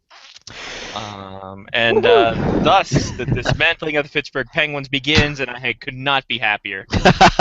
When I woke up yesterday and saw that the Penguins had lost, I'm just like, oh, juicy tidbits. Well, I mean, and it's already started though in the management coaching area right now. The latest word out of Pittsburgh, which is actually true. Latest word out of Pittsburgh is apparently the Penguins management want Bylsma gone. No surprise there. But apparently Ray Shiro's future, I guess, right now is sort of undecided. I guess apparently Shiro's sticking up for Bylsma, or has been, or in the past, or whatever. But regardless, I mean, you got to figure there's going to have to be changes. At the very least behind the bench. Perhaps maybe in the management seat. Though I think it's a little premature for that. I mean, up until this playoff collapse, everybody, most scribes that I knew of were singing Ray Shiro's praises, it's like, boy, he keeps being able to make these trades and bring in these quality players and da da da da da. And now with this collapse, he's the worst general manager. Do you realize that of his draft picks since 2007, not one of them have managed to score 15 goals in a season? Blah blah blah. And it's like, boy, oh boy, that worm turned awfully quick. I thought that they just. Oh yeah. Go ahead, Johnny. I thought they just pinned the blame on Fleury all the time. Actually, they can't this time. I mean, Fleury did have a few adventures, in this year's playoff, but you can't make him the scapegoat. He didn't suffer a meltdown. If he did let in a bad goal or had a bad game, he always bounced back well. So I don't think Fleury's going to be a scapegoat, to be quite honest with you. I don't think they'll even consider trading him or buying him out. He's only got 1 year left on his contract. He's a good regular season goaltender, obviously, and if you're going to do a transition, then it might not be a bad idea to keep him around and either see if you can't get yourself another young goaltender, perhaps, who could take over for him in a year or two, or what have you. But I don't see Fleury being the guy who moves unless they fire the GM, in which case then all bets are off, because then who the hell knows what's going to happen. Fire sale. We're having a fire sale. I was thinking more of the lines of fire sale. Lisa needs braces. Fire sale. Lisa needs braces. Dental plan. But anyway, I think the Fleury encounter was maybe the best draft little tidbit I think that Scotty and I had before all hell broke loose with the show. Do you remember that, Scotty? Vaguely. When the Fleury encounter. When Marc-Andre Fleury was doing radio with the Penguins down the aisle from us on draft row. Oh, and, yeah. The Penguins PR guy runs over and goes, Mark, you need to go. Your girlfriend says that they need to take pictures in the back. I do remember that. Oh, and then me and you just looked at each other, gave the whipping noise, and laughed our asses off. Yes, we gave him a thumbs up though, because we knew she was hot. Exactly. Winky, winky, nudge, nudge. Say no more. Know what I mean? Nudge, nudge. No more. That was one of our first drafts. Yes, on the dais together. 2003. It was Nashville. I was going to say that would have had to have been 03, yeah, if that was the Fleury one, yeah. Yep. Yep, because 04 was Ovechkin, so. Ovechkin. And Ovechkin and Malkin. Yes. Good times there. Good times, great. Oh, and it's 2-1. There we go. 2-1. Bruins cut the Habs lead by 1 with 2:02 on the clock. James Reimer's not going to withhold this one. Wait, what? James Reimer's not in this game. All right. Sucks. But speaking of James Reimer, his team's in the news. Oh, Lyle, first off, a day after you said that the Toronto Maple Leafs coaching position is going to be up for sale. 2-year extension to Randy Carlyle. So there's oh boy. But the assistant's gone. I think Steve Dangle had the best reaction to this. He said the Maple Leafs needed a new pair of shoes, and so they fired the laces. That sounds about right. Yeah. That's, That's the equivalent. I mean, I'm trying to wrap my head around that one. I still am. It just, I don't know. I just don't know. They're doubling down. And it'd be understandable perhaps if it was, still the same, sort of team president or that sort of thing. But this is Brendan Shanahan coming in, and everybody's saying that here's the breath of fresh air they needed. And so they double down on the coach. And this is the same coach who, under his tenure in the past 2 seasons, the Leafs last season were the fourth worst defensive team in the league, and this season, the worst. They gave up the most shots against per game of any team in the league.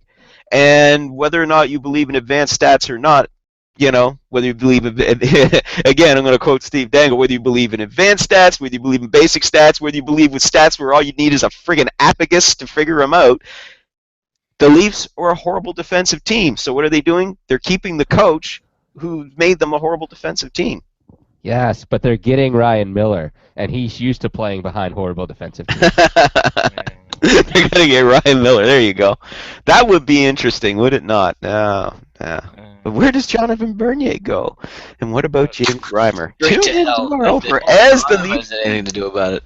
Well, we Tune already in know tomorrow James for Reimer. As the Leafs turn. James Reimer's pretty much out the door. Oh well, listen. I made the assumption they were going to fire Randy Carlyle. I had a big lock for that one, and that didn't happen. So. Well, 87 players that he hates are going to be off that team one way or another. Well, James Gardner, Jake Gardner, you got to wonder. Oh boy, Gardner, Kadri, you got to wonder. I mean, Reimer, yeah, you got to figure Reimer's going to be gone. I mean, he wants to be a starting goalie, but he's not going to get that opportunity in Toronto. They can re-sign him and then try and trade him, but it's just like, I don't know. Reimer for Fleury, straight up. There you go. Why not? Crazy. It's just, I wrote about the whole thing on my soapbox. I don't want to go into it too much, but just as I said, I could have understood it if it was just, well, we'll bring him back for one more year. Shanahan just getting into the job, kind of wants to make his own assessment. So, well, we'll come back. I'll draw my own assessment, give him another year, or say I don't want him to be a lame duck coach, blah blah blah. But then you extend him for 2 more years. I mean, I don't know. It doesn't make a bit of sense, but this is Toronto, and nothing makes a bit of sense. Well, it doesn't, and I don't know. I mean, this is a guy. Well, the thing that doesn't inspire confidence is Carlyle. Carlyle was puzzled by his team's collapse late in the season. The end of the season interviews, he was like, "I don't know. I find it mind-boggling. I don't understand what happened." And then in the teleconference, with the press. Soon after announcing that he was being not only retained but extended for 2 more years, he still said, "Yeah, that's mind-boggling. I don't understand what happened." Well, I sure hope that these assistants he bring in can help him, unboggle his mind and figure out what the hell's going on. Because if your head coach a month and a half later still doesn't understand why his team suffered the collapse he did, when anybody can just look at even basic stats to understand what happened, you got a problem. I don't know if it's a problem as it is a disaster. Yeah, okay. I understand. I understand. Semantics in the wording. You're right. Yeah, I understand. But hey, at least they're not shopping their captain. What's that? They kind of are. Okay. Not so fast. Dion Phaneuf rumors out there. They're not actively. Dion Phaneuf. So they're not actively shopping him, but they're not actively. We're not actually shopping him, but if you make us an offer, we're not shopping him. We're we'll shopping. listen. We'll listen. We're willing to listen. Figure one of those guys had to get the hell out of there. There was a lot of money tied up in maybe 5 guys. Yeah, for a long amount of time. Yeah. Well, and I mean, in Phaneuf's case, I mean, listen, the Leafs are willing to side with that kind of money. He was going to get that kind of money on the free agent market anyway. There was nobody, and as I said, I said it at the time when the signing happened. I mean, look, the Leafs couldn't, there was nobody in their system who could replace him. you can at Probably least still fill. isn't. Oh no, actually, yeah, exactly. I mean, they've got a lot. They've got several good young defensemen who I would not consider top 2 guys, but really good second pairing guys. But the bottom line here is they've tried to, they envisioned Phaneuf that he was going to turn into like a Chris Pronger, Shea Weber type of defenseman, and he's not going to be that way. Is he a bad defenseman? No. Is he overpaid? Yes. But he's not a horrible defenseman. But that all being said, that they're saying, well, we'd consider shopping him, blah blah blah. It's like, okay, well, unless you're planning on blowing up the roster here, going into a significant overhaul, you better have an option to replace him, before you trade him. Or guess what? If you thought that the Leafs defense was bad with Phaneuf, just imagine how horrible it's going to be without him. It's going to be terrible. It's going to be even worse. Oh yeah. What's his contract like? Yeah, 7 years, $49 million. Yeah. 7 million a year. Yeah, So which that's higher than Mike Crane's. yes, which starts in July. Yeah, And that's they're not worth going it. to trade. They're not going to trade him east. They're gonna trade him- No, they'd look to trade him west. And if you're going to move him, listen, I don't doubt that there would be teams that would be interested to take him on as a second pairing defenseman, but the Leafs are going to have to pick up, I figure, at least $2 million per season of his salary. Oh yeah, they have to. They have to. Make him anywhere near desirable for anyone. Oh, absolutely. And if you're Leafs fans, don't expect that you're going to get equal value. You're not. You're in no. If you're trying to shed this guy to move his salary, you are not dealing from a position of strength here. You're dealing from a position of weakness. Even if you could find a team willing to take his full salary, like maybe say the Florida Panthers, for example, or New York Islanders, maybe just throwing it out there. But if they did, what are you going to get back in return? You're not going to get back equal value. No, So. and you shouldn't.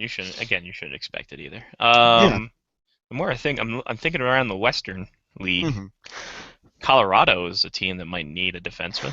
Yeah, but the only problem though that I see with that destination, in fact, with most of the destinations, if you're looking for Phaneuf, is They have their core. well, the thing is you. The best place to send him would be to a team that's already deep on defense, that's lacking, another good second pairing defenseman. In other words, you've got a top 2 already. You've got a really good second pairing defenseman. You just need one more, right? Now that would be the best, but the problem is there's not a lot of teams like that. I'm thinking St. Louis. I mean they're stacked on defense. They are. Yeah, Nashville, sure, but. Nashville, though, really, I think they're looking more for scorers and not, throwing another defenseman. But I mean, depth-wise, though, but it's a good analogy. It is. I mean, we're that's talking depth-wise, and yeah. Absolutely. But if you were to send him to Colorado, then he'd be in the same situation in Colorado that he's in Toronto. He'd be expected to jump in. He would be their best defenseman. I know they say, "Oh, Erik Johnson." Yeah, Erik Johnson's fine. He's fine, but people will be looking at Phaneuf and expecting him to be. The dude. And I've heard, send him back to Calgary. Yeah, Calgary, yes. Brian Burke traded for him. That ship has sailed. And again, it would be the same problem. If they were crazy enough to trade for him, they'd be expecting him to come in and be the top guy, and they already know he can. And besides, this is a significantly rebuilding team. They're looking at building with youth. So why would they want to take on, a 29-year-old defenseman carrying, 7 years of $49 million? They were happy to shed that contract in the first place under previous management, 2 previous managers, but still. Send him to San Jose. Yeah. Send him to San Jose. Let him be a choker there, like they always are, and be fine with it. Yeah. But going up the 401, Lyle. Oh yeah. The other Ontario captain's in the news as well. Jason Spezza submitted his. Was it's 10 teams that he's not going to be traded to, or 10 teams he wants to be traded to? I think it's 10. Now I'm confused. Just hang on a second. I know it's 10. He submitted 10 teams. Whether he wants to go there or doesn't want to go there, I can't remember which. Yeah, I'll have it for you in just an instant. Hurry up. Okay, it is. Player can submit 10-team no-trade list each season through to the end of his contract, which is for next season. So yeah, it's a 10-team no-trade list. Nice. So right off the bat, that eliminates 1/3 of the league. there you go. And it's the same sort of problem for the Senators as well. I mean, I can see much more the rationale why the Senators would seriously consider moving Spezza now. If he's going to be an unrestricted free agent next summer, if he's not willing to commit long term and would actually be open to being dealt this summer, why not explore the market and see what value you can get for him now, rather than run into a panic leading up to the trade deadline and you try and move him, then you end up in a situation like the New York Islanders did with Thomas Vanek. Yeah, well, everyone, but with Thomas Vanek, where all of a sudden, the music was about to stop, and oh shit, there's no chairs left. We got to do something. So. That's sort of the situation. So I can understand why they want to do it that way, but keep sliding around. But again, it's a situation where you can't expect to get a lot back. This is a guy who's turning, I think, 31 next month, has a history of back and knee problems. Okay, his best seasons are about 5 years ago. Yes, he had an 80-point performance a couple years ago, but when he was, regularly tallying, 90-plus points, that was over 5 years ago. So his best years are behind him. Not a lot of teams. I think teams are going to be interested in him, but are they going to be willing to pony up a big return? Which is, according to the Ottawa Sun, they want a player who can help them right now, a top prospect and a first-round pick. You keep dreaming, Sunshine, because that's not what you're going to get. Yeah, and I mean, I think it's also to a fact. It doesn't seem that the upper management is too keen on keeping him anyway. Mm-hmm. Am I right in reading that in that way, or maybe it's not just Spezza who's not wanting to commit long term? It's the management who doesn't want to commit long term either. So. Oh, I definitely think that there's a little bit of both going on there, and. It's part of the continuing process, but this is going to have a bit of a domino effect because if Spetz is gone, well, you can forget about re-signing Alex Hemsky. He's going to be gone. It also throws into question Bobby Ryan's future. I mean, the reason why they acquired Ryan, last summer was this was going to be the guy who was going to jump in. He was going to be on Spetz's wing, and those two were supposed to mesh and play terrific, and that would be enticement for Spezza to re-sign and stick around. Well, they didn't mesh, and they wound up being split up and playing on different lines, and so now the question is, what happens with Bobby Ryan, because he becomes an unrestricted free agent next summer. Man, when Ottawa moves to Seattle, it's going to be really weird. Oh, the NHL's not going to Seattle. No, we just out for a meet and greet last week, that's all. Yeah, that's it. Meet and greet. Oh yeah, no, they're not going to go to Seattle until the NBA gets their new arena. That's for damn. Of course. Yeah, because. Well, of course. I mean, Gary Bettman couldn't make it any more plainer. I mean, he didn't come out and say it, but in Bettman speak, this is as plain as it gets. We're concerned that they have building issues. Oh, you could see that a mile away. That's been the company line. Yeah, exactly. So in other words, get the new arena built, and we'll talk. Yeah, and.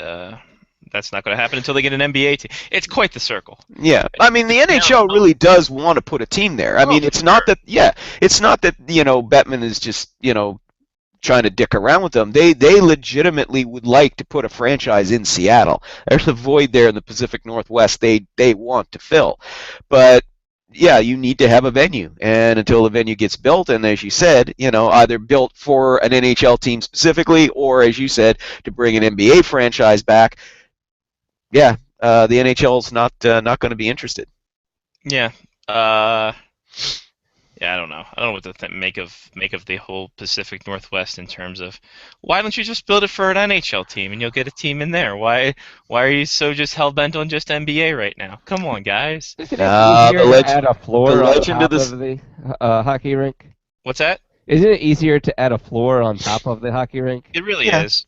But it's like I said, it's the whole reason why. Obviously, is the legend of the Supersonics live on. The Sonics were beloved in that town. Oh yeah. So, they want to, if not bring back the Sonics, then at least, bring back an NBA franchise. So that's why, they're thinking NBA first. And the league and the NHL knows this. The NHL understands this. Yeah. There's much more money in the NBA too, mm-hmm. To be had. So there's that as well. what else do we got going on? Did we really? I guess we tapped on completely the Pittsburgh issue in terms of like who. You look around and there's a lot of people obviously pinning the blame on one person or another. Is it just a whole awful team effort in this? I mean, you look at the big players. Malkin came out to play after a slow start, but Sid the Kid did not, and he's getting obviously the flack. 1 goal in 18 playoff games, whether it's rightly or wrongly. You know, Yeah, I mean he did. I mean, listen, he performed, as a more complete player. And again, you look at you look at puck possession numbers and things like that, and scoring chances with Crosby on the ice compared to Crosby off the ice, and there's the difference is night and day. When Crosby was on the ice, the Penguins had more scoring chances. The Penguins controlled the puck more. When he was off the ice, they didn't. It was just unfortunately for whatever reason he wasn't scoring. So obviously, and being the captain, he's gonna take the barbs and he's gonna suffer. It's just the thing that gets me though is just boy how quick that worm has turned. I mean, I understand the frustration, that's come from this. I mean, this 5 years ago they won the Stanley Cup. This was a team that looked like they looked like they were in a position to be where Chicago is now. Or where Boston's been for the past 3 years, where you're going to be making repeated trips to the final, and you could win more championships, or at least the possibility was there. But since then, I mean, you consider, they've only won 4 playoff series, and 2 of them were against the Senators. Since then, they've beaten the Senators twice, they beat the Islanders, and they beat the Blue Jackets, and that's it. That's a pretty horrible record. So I understand the frustration coming in, but boy, and I can't speak for Penguins fans, but to see some of the vitriol coming out of not from everybody in the Pittsburgh media, but some in the Pittsburgh media, is like, my God, that worm turned awful quick. Well, yeah, obviously. I mean, you get a fan base. It's I don't know. I don't know how to. I can't obviously with clear conscience. Yeah, okay, exactly. I can't really say impartially what I think of the Pittsburgh fan base, because you're kind of biased there. Kind of biased there, yeah.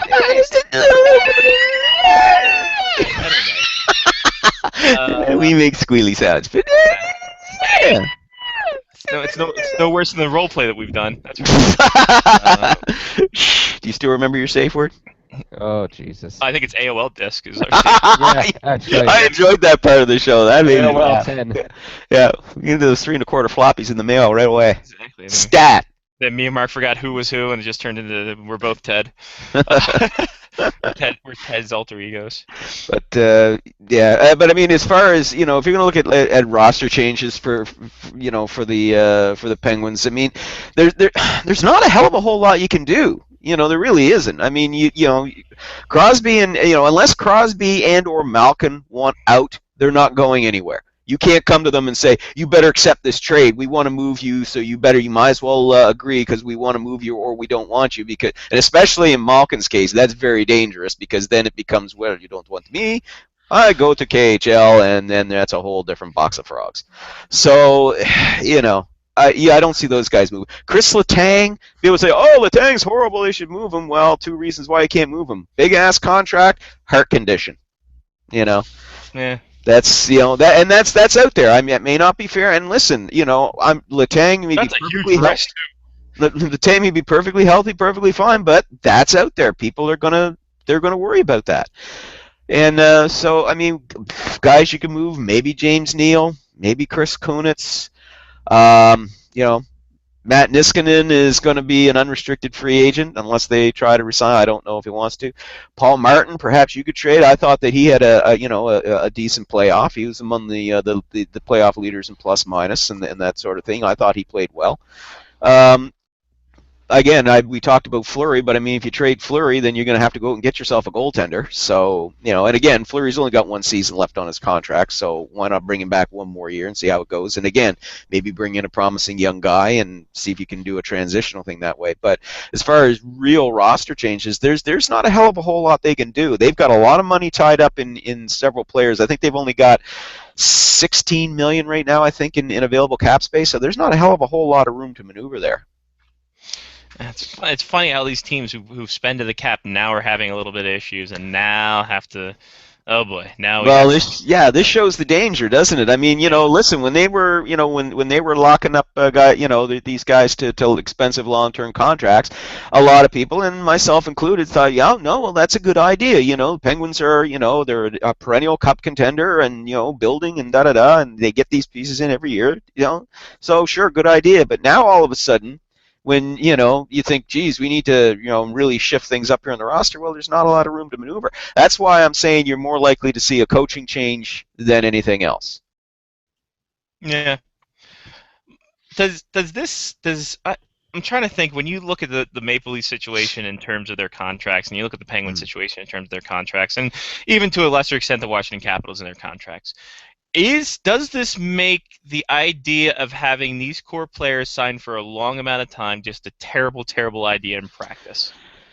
Well, yeah, I mean, it just goes to show. I mean, you sign when you sign a guy like Sidney Crosby to a long-term contract like that, you think, yeah, wow, of course, franchise player, of course, lock him up. Same as Alexander Ovechkin. Yeah, wow, great idea, of course, lock this guy up long-term. But you start to see where as time goes on and as wear and tear happens with these players, and perhaps they don't, they start a gradual decline in their skills or what have you, or if they have a couple of bad seasons together, where that can kind of start to hamstring you. The problem is though is that at least now, that's one thing that I can say that I actually agreed with the new CBA was at least term limits on these contracts. Say what you will about but I mean the Penguins have Malkin for 8 years. It's not 13. It's like I said, the Leafs have Phaneuf for 7 years, but it's not 12. Or something stupid. Yeah, Kessel for 8 instead of 15, something retarded.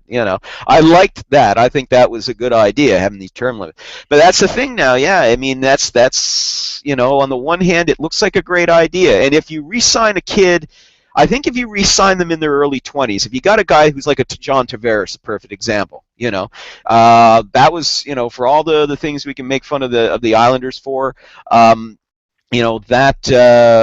re-signing him when he was I think 20, 21 to that lengthy deal they did for $5 million per season, that just a little over $5 million a season, that turned out to be a very smart move because Tavares is still on that upward trajectory. But then again, conversely, you look at somebody like let's look out to Edmonton, say perhaps like Ryan Nugent-Hopkins, or maybe in Winnipeg, somebody like Evander Kane, who's not developing as quickly as people expected. Now he's only, I think, 21 or 22. He's not an old player. I mean, Kane still has room to develop, but this is where you run into this thing where sometimes, it can blow up in your face in a salary cap world, especially where it's not so easy to dump salaries after all. I mean, Evander Kane's an old player in terms of he played for a team that used to be called the Atlanta, Thrashers? Yeah. Trashers. The Trashers, yeah. Danbury Trashers. Danbury Trashers, there you go. Of the former United Hockey League. Okay, no, he played for the Danbury Trashers, which, by the way, best logo in hockey ever. A trash can holding a hockey stick. Amazing. Mm-hmm. Good work, Danbury. But yeah, I mean, Kane, you could say one thing or another, outside influences and junk like that, and the Winnipeg media eating him up alive as well. Yeah, that doesn't help either. And that's the thing. Each situation just seems to be unique and different. I mean, what seems like a good idea, it seemed like a good idea at the time. It can backfire on you. There really is no precedent, is there? No. I mean, what are you going to do? Of course, this always happens. Of course, there's precedent. But the thing is you at the end of the day, you take your chances. You take your chances, and I think maybe over time, I don't know, maybe you'll see GMs be a little smarter, maybe just keep it to 5-year deals. But of course, if that were the case, we would never have wound up in needing a salary cap in the first place or term limits on contracts to save general managers from themselves. So there you are. The term limits, we would have needed a salary cap because it would have been 5 years at like $50 million. Yeah. Oh yeah, of course. Or 5. Well, no, 5 years at try something stupid like $100 million. You know, Oh. remember teams like the Rangers, the Red Wings, the Maple Leafs. Remember those clubs, in those final years leading up to that season-killing lockout. They, were the ones that had all the money to burn. They didn't care who they threw it at and how much it cost and blah de blah. I have to say one thing about the Rangers during that time. They had the best All-Star team from '98. That was the only good thing about that. The best All-Star team that never made the playoffs. Yeah. Yeah, well, listen, you can't expect them to do everything. They beat the Penguins. That's all I care about. They're my favorite team for 7 games. Now I couldn't care less about. I really hope the West wins, and man, Chicago's looking all right. They're looking all right. They're not. Yeah. They haven't looked the best. They're looking all right. I got to give props to the Minnesota Wild though. I mean, I was very impressed with them in this year's playoffs, and that Game 6 last night, that was a heartbreaker for them to lose it in overtime. That was one of the most exciting games I've seen, playoff hockey games I've seen. I think that was the most exciting one so far of this year's playoffs. I mean, just back and forth. You had outstanding goaltending at both ends, which is amazing when you consider that one of those goaltenders was Ilya Bryzgalov. But he was terrific. He was terrific. Both goaltenders were terrific. There was strong defensive plays, but yet it was back and forth. I mean, just a wonderfully entertaining game. And it was, the Wild, they're a team on the rise. I don't think there's any doubt about that now. With their young players especially, this year's playoffs was a real showcase for them, for kids like Charlie Coyle, for Eric Haula, if you hear me. I mean, that kid really stood out for me, was Eric Haula. But just, the kids like that in Granlund as well. I mean, that was another, that was a big coming out party for him as well, was this one, this year's playoffs. So, yeah, you've got to be, if you're a Minnesota Wild fan, you're disappointed with the way it ended, but you've got to be excited for the future. You really do.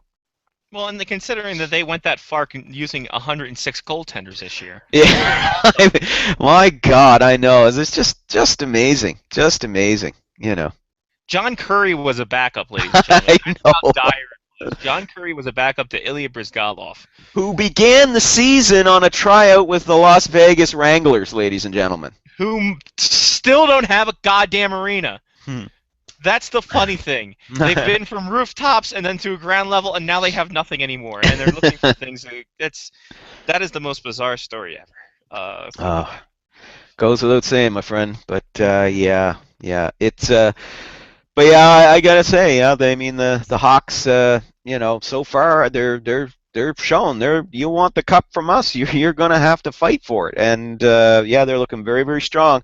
I gotta say, I'm gonna go just make the prediction right now. I mean, as far as the Eastern Conference Final go, whoever comes out of this series of Boston, Montreal are going to. I'm sorry, New York Rangers fans, they're going to defeat the Rangers. No offense to the Rangers, but let's face it, the Rangers struggled against the Flyers. Yeah. And, it was only pure emotion, that enabled them to rally back and overcome, the Penguins. That and the fact I think the Penguins, for 2 games didn't take them seriously. I think you could definitely tell in Game 5 they didn't take them seriously. Yeah. But, they just rode raw emotion, and God bless them for that. That was, like I said, that's one of the great things about playoff hockey that we all love. But raw emotion's only going to take you so far, and Lundqvist is a great goaltender, but he can't do it all himself. And Rick Nash has not scored. Marty St. Louis. I know with the whole thing with his mother passing away and all of that. But I mean, he was struggling to score. He was kind of inconsistent before that as well. Guys like Hagelin and Stepan were kind of blowing hot and cold. So I just don't see them being able to beat either the Bruins or the Canadiens, whoever comes out of that series, into the conference final. And for the record, I did pick the Rangers to beat the Penguins. I picked them to do it in 6. They did it in 7. But Lyle making Henrik Lundqvist the Dan Marino of the NHL more so. And I don't like doing that because I like Henrik Lundqvist. I like doing it because I like the narrative. Yeah. Henrik Lundqvist is he's such a personable guy. He's this generation's Ole Kolzig. With better hair. Better hair, and he can play the guitar. Yeah. And Oli- play it I well. don't. I mean, maybe Oli could have played the guitar. Is that a wrong comparison to make, or am I? I don't know. Well, let's revisit it in 5 years, 6 years time when his contract's up, and we'll see. Yeah. I don't know. But listen, hey, I mean, he gives the Rangers a chance every series. He does. Without him, they wouldn't be getting as far as they have. I think this is their second conference final in 3 years. Am I correct? I think so. Yeah, because I think they went in 2012. Yeah, because they beat the Caps to get to the conference final. Yeah. And Fell to. did they lose to the Bruins in 11? Was it the Bruins or? That's a long series. Ooh. Yeah, it was. No, it's like the Black Sox. Yeah. Oh God. Hang on. We gotta wiki this one. Give me a second. And while you do that, Lyle, can I ask you if Ilya Bryzgalov gets himself another contract because of this? Because of his performance in the playoffs. Listen, it wouldn't surprise me. It wouldn't surprise me. He's not going to get a big ass deal, obviously. Is it but... going to be with the Wild too? I think. Well, no. Unfortunately, he was just to fill in, and he did a terrific job. Listen, I give him credit. He knew what his situation was going in there, and I thought he handled it like a pro. He really did. He knew how the deck is stacked. I mean, let's face it. I mean, with Josh Harding, I mean, his career right now it's up in the air, and that's a sad story in itself. But I mean, possibly he could come back. Nicholas Backstrom, he's under contract for next season. They're not going to be able to shed that contract unless they do a buyout, and I don't think that's going to happen. Darcy Kemper, let's face it, he's the promise right there. So. Bryzgalov knows where he is in the pecking order there. But listen, I could see a team, giving him a 1-year deal and giving him a shot. I think he earned it. I think he played himself back, and he deserved that. Very quickly, it was the New Jersey Devils in 2012 that your New York Rangers lost to in the conference final. Yes. And I think another mystery solved thanks to it. I'm going to say this right now. I say Ilya Bryzgalov goes ahead and he signs with the Dallas Stars, giving him another whack job backup for the second straight year. Tim Thomas this year, and then there we go. Whack job backup was a. I think I saw them at the first HF festival I went to. You know what? They could have been playing the first day. They could have been the first act. You're absolutely right. They were on a side stage. Side stage, the Jerry Subs and Pizza side stage. Yeah. Whack job backup. Lyle, we had this question last week and forgot to ask you because I decided I was going to set up my own racial joke at the end of the show. It was a good one, though. It was a great one. Yeah. Trust me, I love that one. I'm glad I set it up. If you had to you're starting your own expansion team. We're doing fantasy draft style. Everyone's available. No one's off board. Anyone's available. Who do you start your team with in your franchise? Who do I start my team with? Who's your number one overall pick? Where do you start? You're putting your eggs in all the baskets. Well, you got to build from the net out. So I'd be starting it with the goaltender, and let's see. Ooh, so many good ones.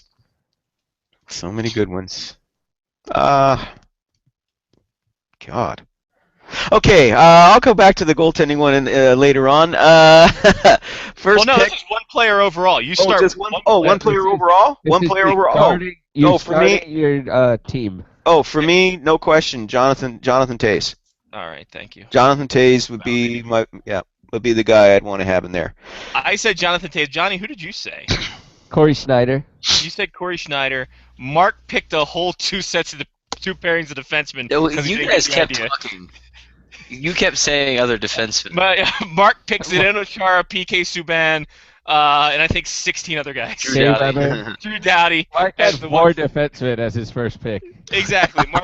Mark just went ahead and picked just all the defensemen, and then we first role play because we were trying to figure out his cap situation. He already had $60 million tied up in 4 defensemen. Well, at least he didn't go with Couch. He thought about it. Which, by the way, speaking of Couch, it's a great first-round pick, lad. It is. You know what? That is a first-round pick, and you trade up for it.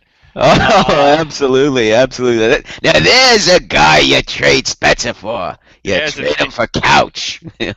The diminishing values are there, but it's still comfortable. You're still Yes, comfortable with it. absolutely. Yeah. Absolutely. Maybe a little worn, maybe a little frayed, but still has a comfort value of 7. Are you It's talking reliable. about Tim Couch? It's reliable and still cleanable because the Scotch guarding is guaranteed for life. And you know what? If you're an Italian grandma, you put the plastic on it, it'll stay there forever. Who can say then you got double protection? You got the Scotch guarding and the plastic. I'm telling you, it's phenomenal. All of this for $49.95. $49 for 100 easy payments of $49.99. Or Saturday 50 night payments of $79.99. Get yours today. No, we're not talking about Tim Couch there. And I want to say shout out to Ilya Kovalchuk, who showed up at the Brooklyn Nets game the other night. Hey, what balls he has. Anyway, there you go. He was sitting front row, a few seats down from Jay-Z after he got his ass kicked by his wife. by his sister-in-law. That's awesome. My. They were just That showing only. you- Oh, go ahead. They were just showing him the arena because the Islanders will be there in a couple of years. So they were like, "Hey, you can come, Yeah. you can come play here." You could come play here. Yeah. And then they showed him file photos of the women that Garth Snow can bring in. So he's just like, oh. No. You're thinking of young, slim Gar Snow back circa 2006. No. Have you seen Gar Snow lately? Yeah, no, he does look. He is a Is little. it more like an avalanche? Let me just say this very, very kindly. Let Johnny, me that say was this. a good one. That's not going to get as much credit as it should, but I like that one, See, Johnny. no, and Lyle just kept talking No. like it didn't occur. No, I can't come back with that. I'm on that. Yeah. Steamroll. Steamroll. But listen, still, with crazy-looking Garth Snow with underage women is probably the best Tumblr I've ever created. Oh boy. A long URL name, not going to lie to you. But well worth your time. Well worth your time and consideration for the same 2 pictures over and over again. Over and over and over. Yeah.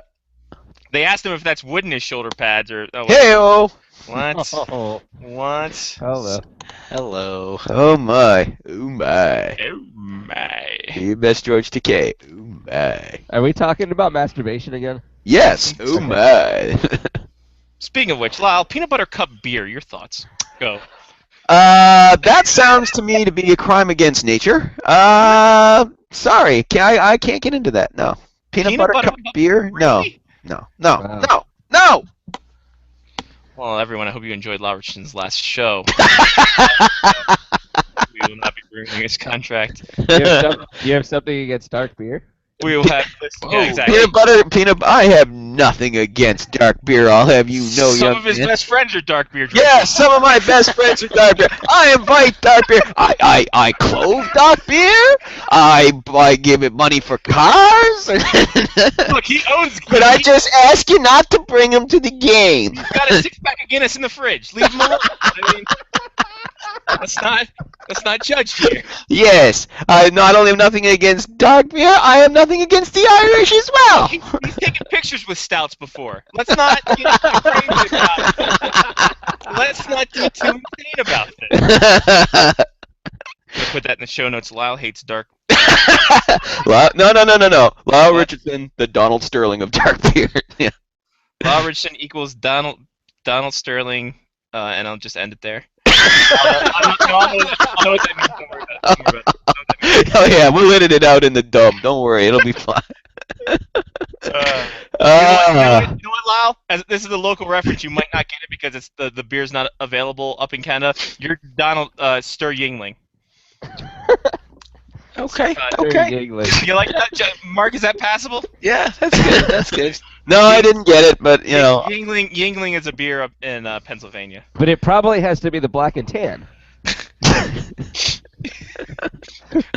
Lyle has a beer chart in his fridge, and nothing darker than Miller Lite goes in there.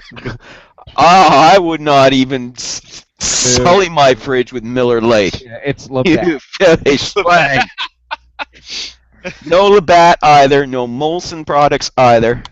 No, thank you. Snotty. I do no. I do not drink mass-produced skunk piss. Thank you very much. Peanut butter beer. Look at you go. Fancy man. I'm sorry. It sounds like an abomination, but you know what? I would try it if it was offered. And I would probably like it, knowing me. Because All it's of got this alcohol in it, and it's is beer. peanut butter beer. Because it's got alcohol and it's got beer. There's three things I got to try when I go home this weekend. The peanut butter beer, peanut butter cup beer. Yes, peanut butter cup. Yeah, Peanut butter and cup. chocolate. Peanut butter chocolate deliciousness. The burger cookie beer, which is shortbread and just giant things of fudge. Fudge. And then the fudge. Also chocolate beer. chocolate beer. And then the Old Bay beer, which is just Maryland. To which I will gladly eat a soft pretzel with. And That actually sounds pretty good. While you have a Maryland cape. But actually, the whole peanut butter cup beer that this sounds like a Reese's peanut butter cup the old Reese's peanut butter cup commercials. You got your chocolate in you got your beer in my peanut butter. You got your peanut butter in my beer. Hey, two great things that go good together, or whatever. All right, you know what, There Mark? is We're doing that this weekend. We're doing that commercial this weekend. Sweet baby Jesus. I'll record it. Yeah, it's the Duclaw beer brewery. Oh, so good. Is it? Yeah, it's like a dessert beer though. Well, You can't drink. obviously. You can't drink more than like one or You're two. gonna be thirsty if you're in the Sahara. That's a good dessert. What is the oddest beer that? What is the most domestic beer you'll try, Lyle? What is the Canadiana beer that you'll actually have in your household? Alexander Keith's India Pale Ale. I will. You're the go guy, huh? Yeah, I'm the guy. So you're the guy. I'm the who guy. likes that. Deal All with right. it. Yes, I'm the guy. I'm from the Maritimes. It's And you know what, ladies and it's a gentlemen? damn tradition. We have to. Gentlemen, let the record show. Pale ale.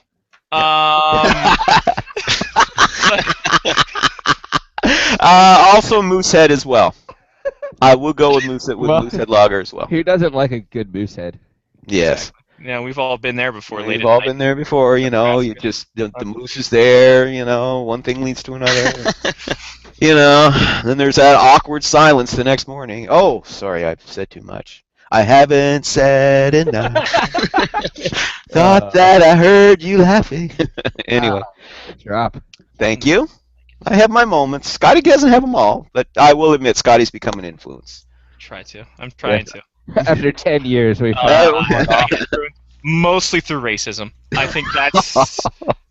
By the way, can I just say, when I saw the Donald Sterling interview, or the clips of it with Anderson Cooper, all I could think of was wow, money really can buy you a better brand of ignorance and delusion. Yeah, it's holy just crap at this point. Holy crap! I mean, it's like First off, he got the AIDS.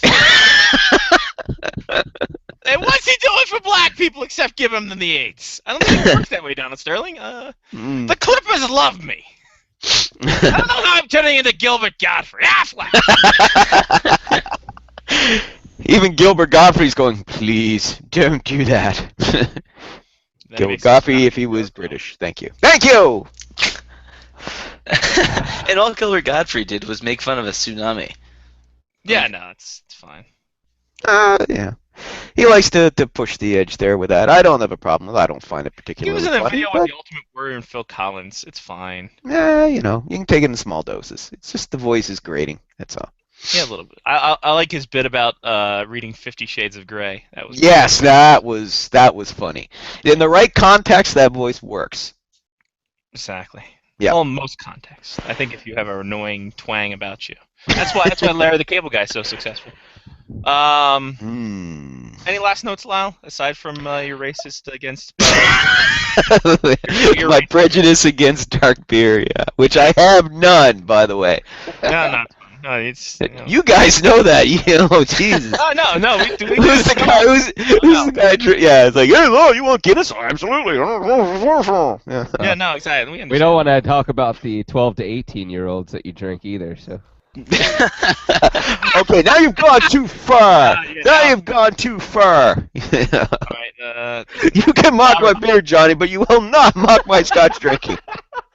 All right, Lyle, PhilSpectorsHockey.net is where you can go. No, it's not PhilSpector. Okay, well, I tried.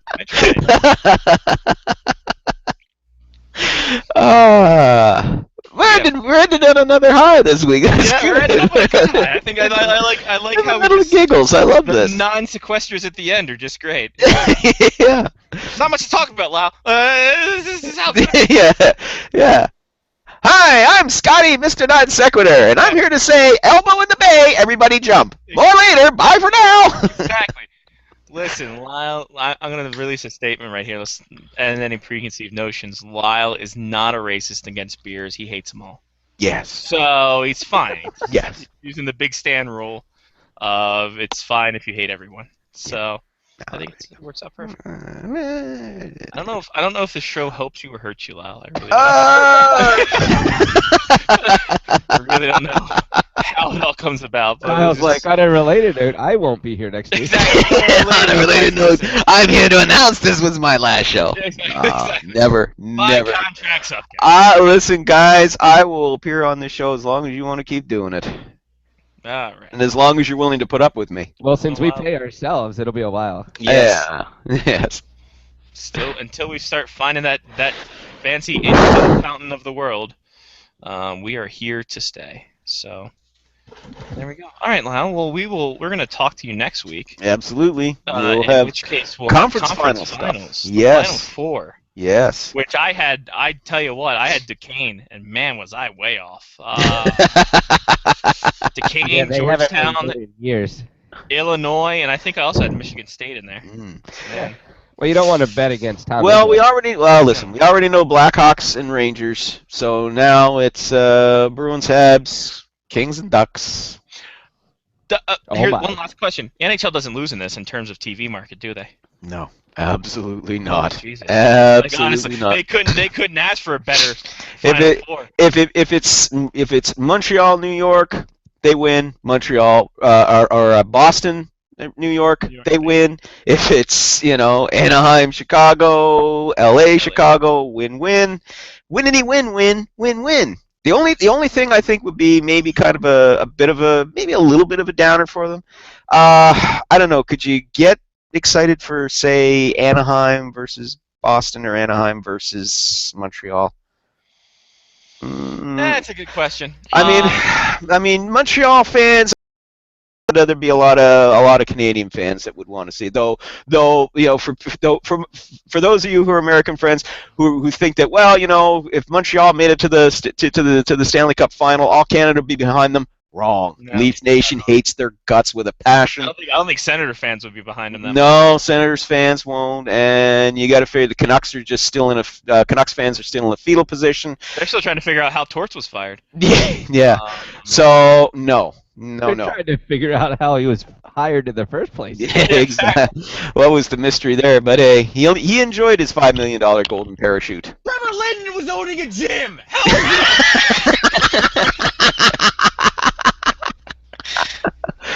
Oh man. Oh, Vancouver, you're so hilarious. But not as hilarious as Scotty was. Thank you. Who are you yelling at? It's all good. Oh no, I was yelling at my wall. It doesn't matter. It's a great bit. It's Vancouver's the look gone off screen. completely downhill since they set that place on fire. Oh, gotta tell you. Usually fire's cleansing, not so much. No, yes, no, not in this instance. No, not when you burn down your reputation. No. Hey, look at you.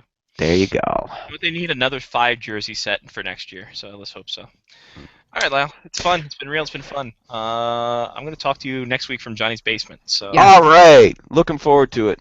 All right, buddy. Have a good week. Have a good week, guys. Enjoy the rest of the game. There he goes. Lyle Richardson. SpectresHockey.net, HockeyNews.com, BleacherReport.com, and the PEI Guardian. .com. All right, boys. Let's get to our shout-outs here. Johnny P. That was good. I am going to give a shout-out to Dark Beer. I feel like you have not gotten much love in the last half an hour, and Nope. I feel like you need a shout-out.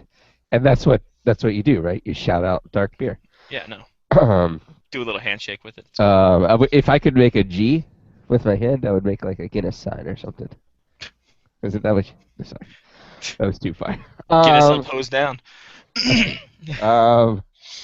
What else? I have a shout out to Scotty making the trek back to Maryland.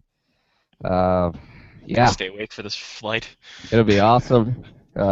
Next week he will be live, and I mean, I'm always live. and using. Oh, sorry. Next week he will be in my basement, and using a microphone and sitting in front of either the U.S. flag. He probably has to sit in front of the Maryland flag. I'm legally binded to sit in front of the Maryland flag. Yeah, so he'll sit in front of the Maryland flag. I will sit in front of the U.S. flag, kind of like a border war type thing, but not exactly.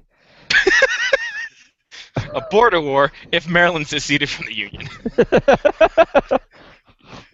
There's still time. And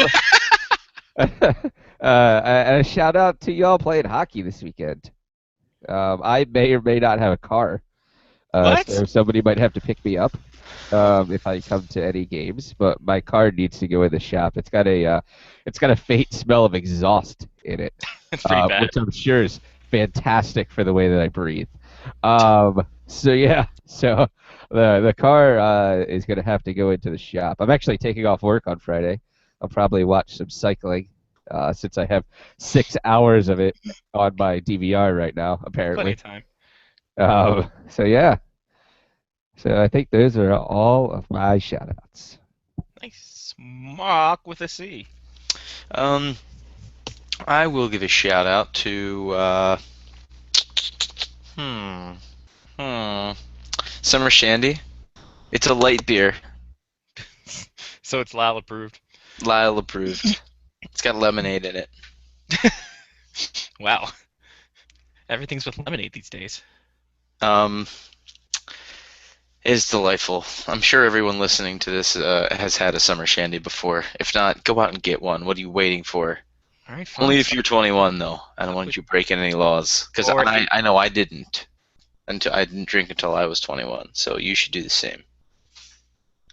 Surprised you were able to say that with a straight face. Shout out to the World Cup ramp up. That's what I'm going to call it, the World Cup ramp up.